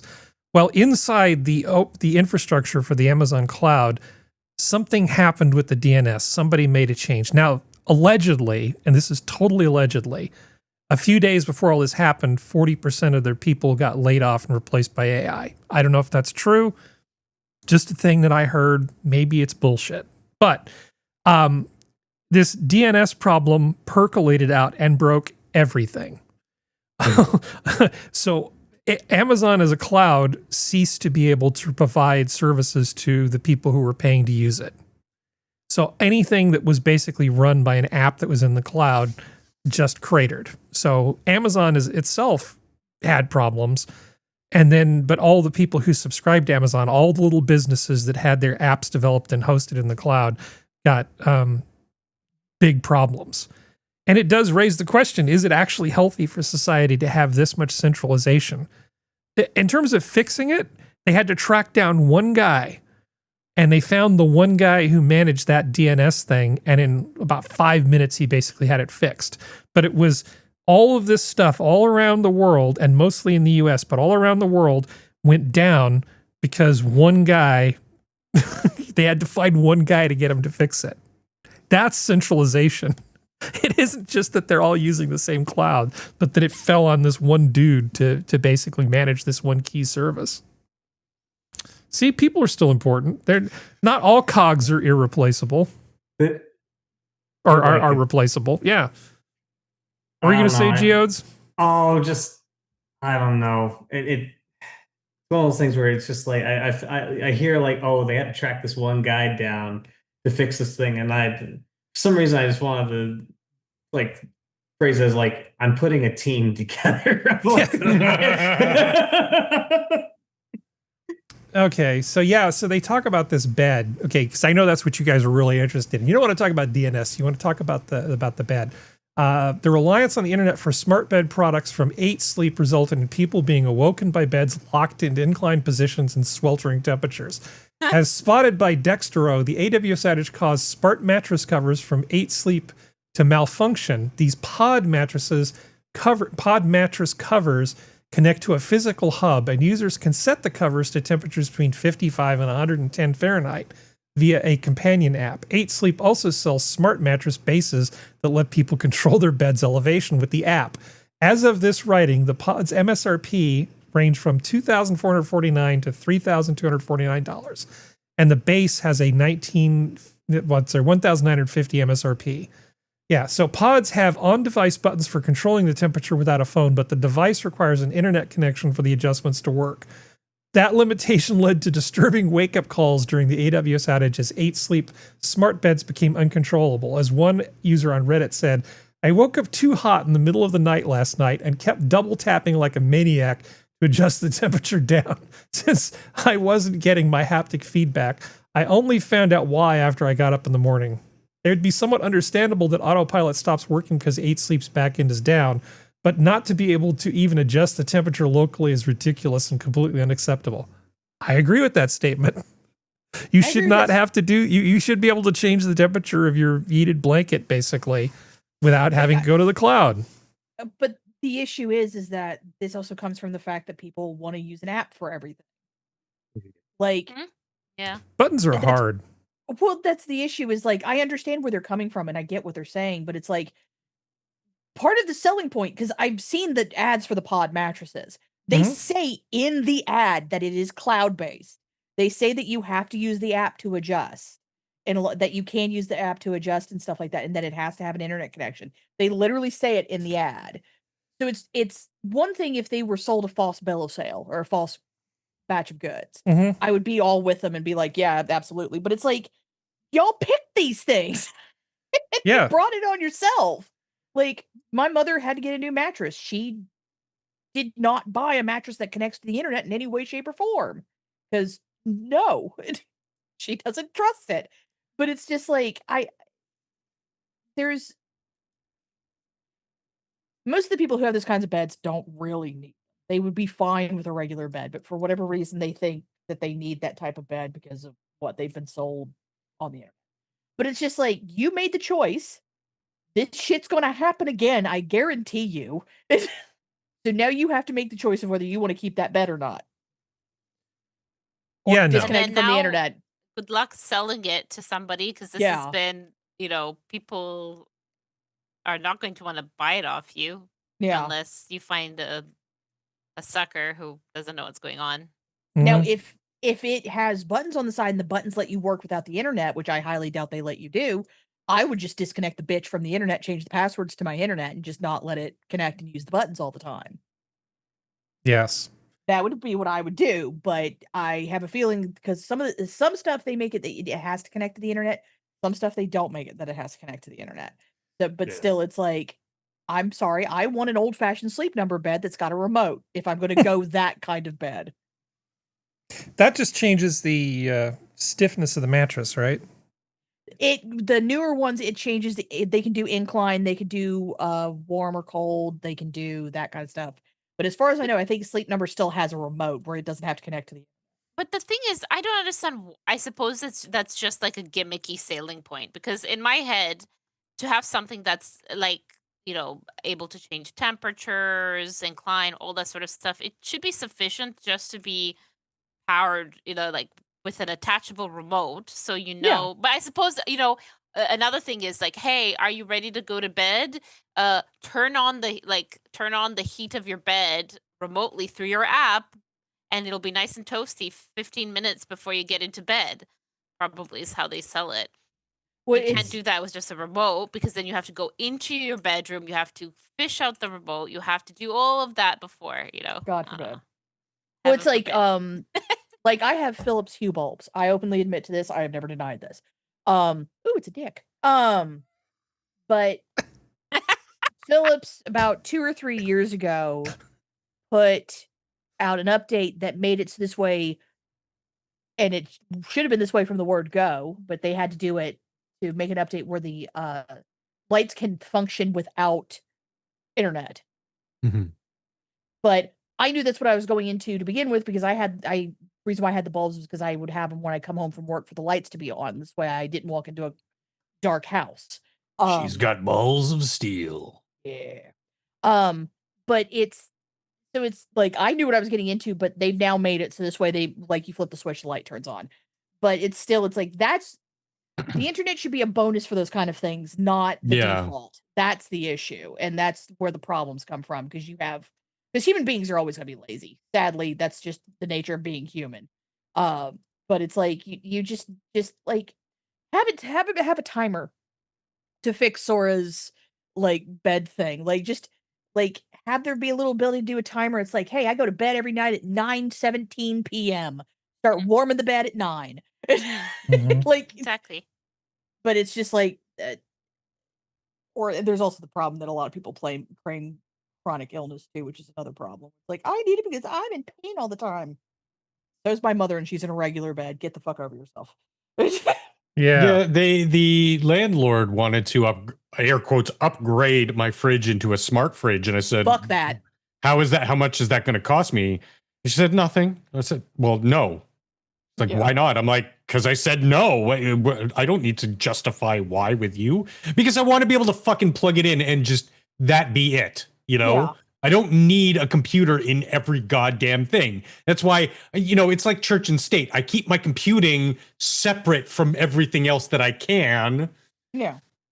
Sure, my phone's got a computer in it, but I mean, what am I going to do? Buy an old... Well, I still have my old flip phone, but I was about to say, it's not compatible with the network anymore. What's like technically the thermostat in this house has the capability to connect to the Wi-Fi. We don't connect it to the Wi-Fi because I thought that said Marxists. No.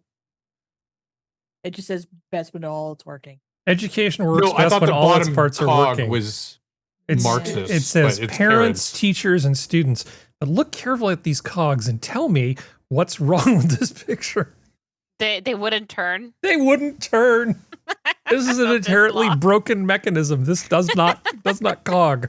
I thought it looked like the inside of a meat grinder, but sure, we'll go with it won't turn either. Yeah, it won't work because basically the teachers and the parents will be going, no, you turn, no, you turn. Each other. Yeah, basically. Which is basically how it is. Yeah. But it's like because I think California and I think New York, we're starting to have the issue with the thermostats that the font matters, motherfucker. Yeah. We're starting to have the problem where the electric companies could get into your thermostat and change your thermostat. You're not getting access to shit. That is bad. Oh my god. It's like we're gonna turn it up to 78 and 100 degree weather. How about you don't? The reason why I found out like later, I was like, because I asked like what make and model, and they told me, and it turns out that sure enough, these are ones that the power grid can access directly to turn down or turn up your temperature in your fridge, mind you. Yeah. When and it's a power saving and all this stuff built into it. I'm like, no, make cold. That's it. Hey, just make cold. I put the dial all the way up, make more cold, good. Well, it's one of those things. How you want to know how you save energy? Is that you keep everything at a standard temperature. This way it's not having to fight itself. Yeah. What a concept, because that's how AC works. If you want an AC to work more efficiently, you keep it at a constant temperature and don't change it all the time. Yes, it will get hotter or colder outside, but you got to give it time to like keep itself steady. It's the one thing trying to get through Europeans' heads. Because they're like, oh, well, no, you have to turn the AC off when you like. I had a friend who went to Greece during the summertime. Oh, no. Apologies, ladies. But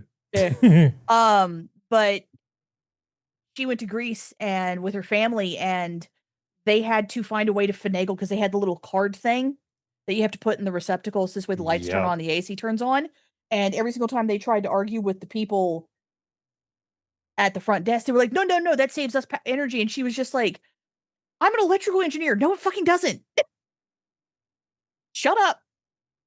And so they ended up buying off Amazon the little fake cards that you can get and they ended up putting it in the readers. This way it would keep the room cold even if they weren't there. They just had to make sure that they did it after housekeeping came through. But yeah, no, they were mad. Anyway, I apologize, Harry. No, it's okay. I want to show one more thing. It's a thing that Geodes, excuse me, sent me. It's I think it's like a prom proposal type video, but it's actually good. Let's Is it adorable? see. Well, I mean, it's boys being awesome. Mm-hmm. Okay, let's get the sound. Where's the sound? Why is there no sound? Oh, there is sound.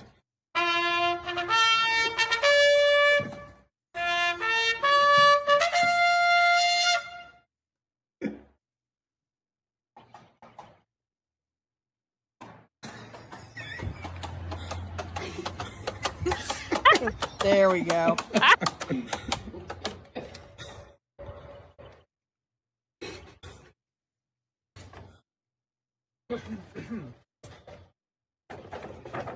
Hear ye, hear ye, hear ye.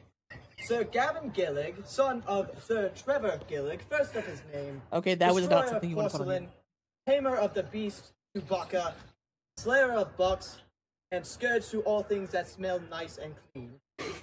Cordially invites you, Miss Gianna Masterlasco, to the Royal Gala filled with fun fellowship and fellow acquaintances on 6th May 2023, the year of our Lord.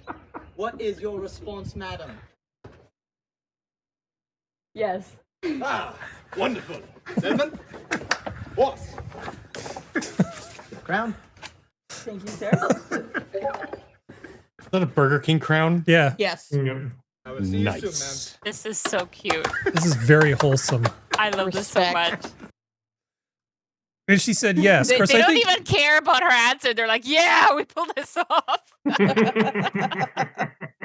Hey, more power to him. That's very sweet. I like that.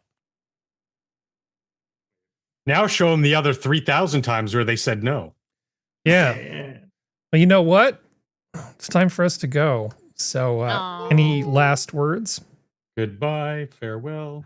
Good night, everybody. Behave. Don't Yep. forget to love each other. All right, well, let's do it. Let me cry. do it correctly. Let me do the thing. This has been your Minutes of Zoo for Saturday. Thank you, panel. Thank you, chat. The zoo is closed. Good night.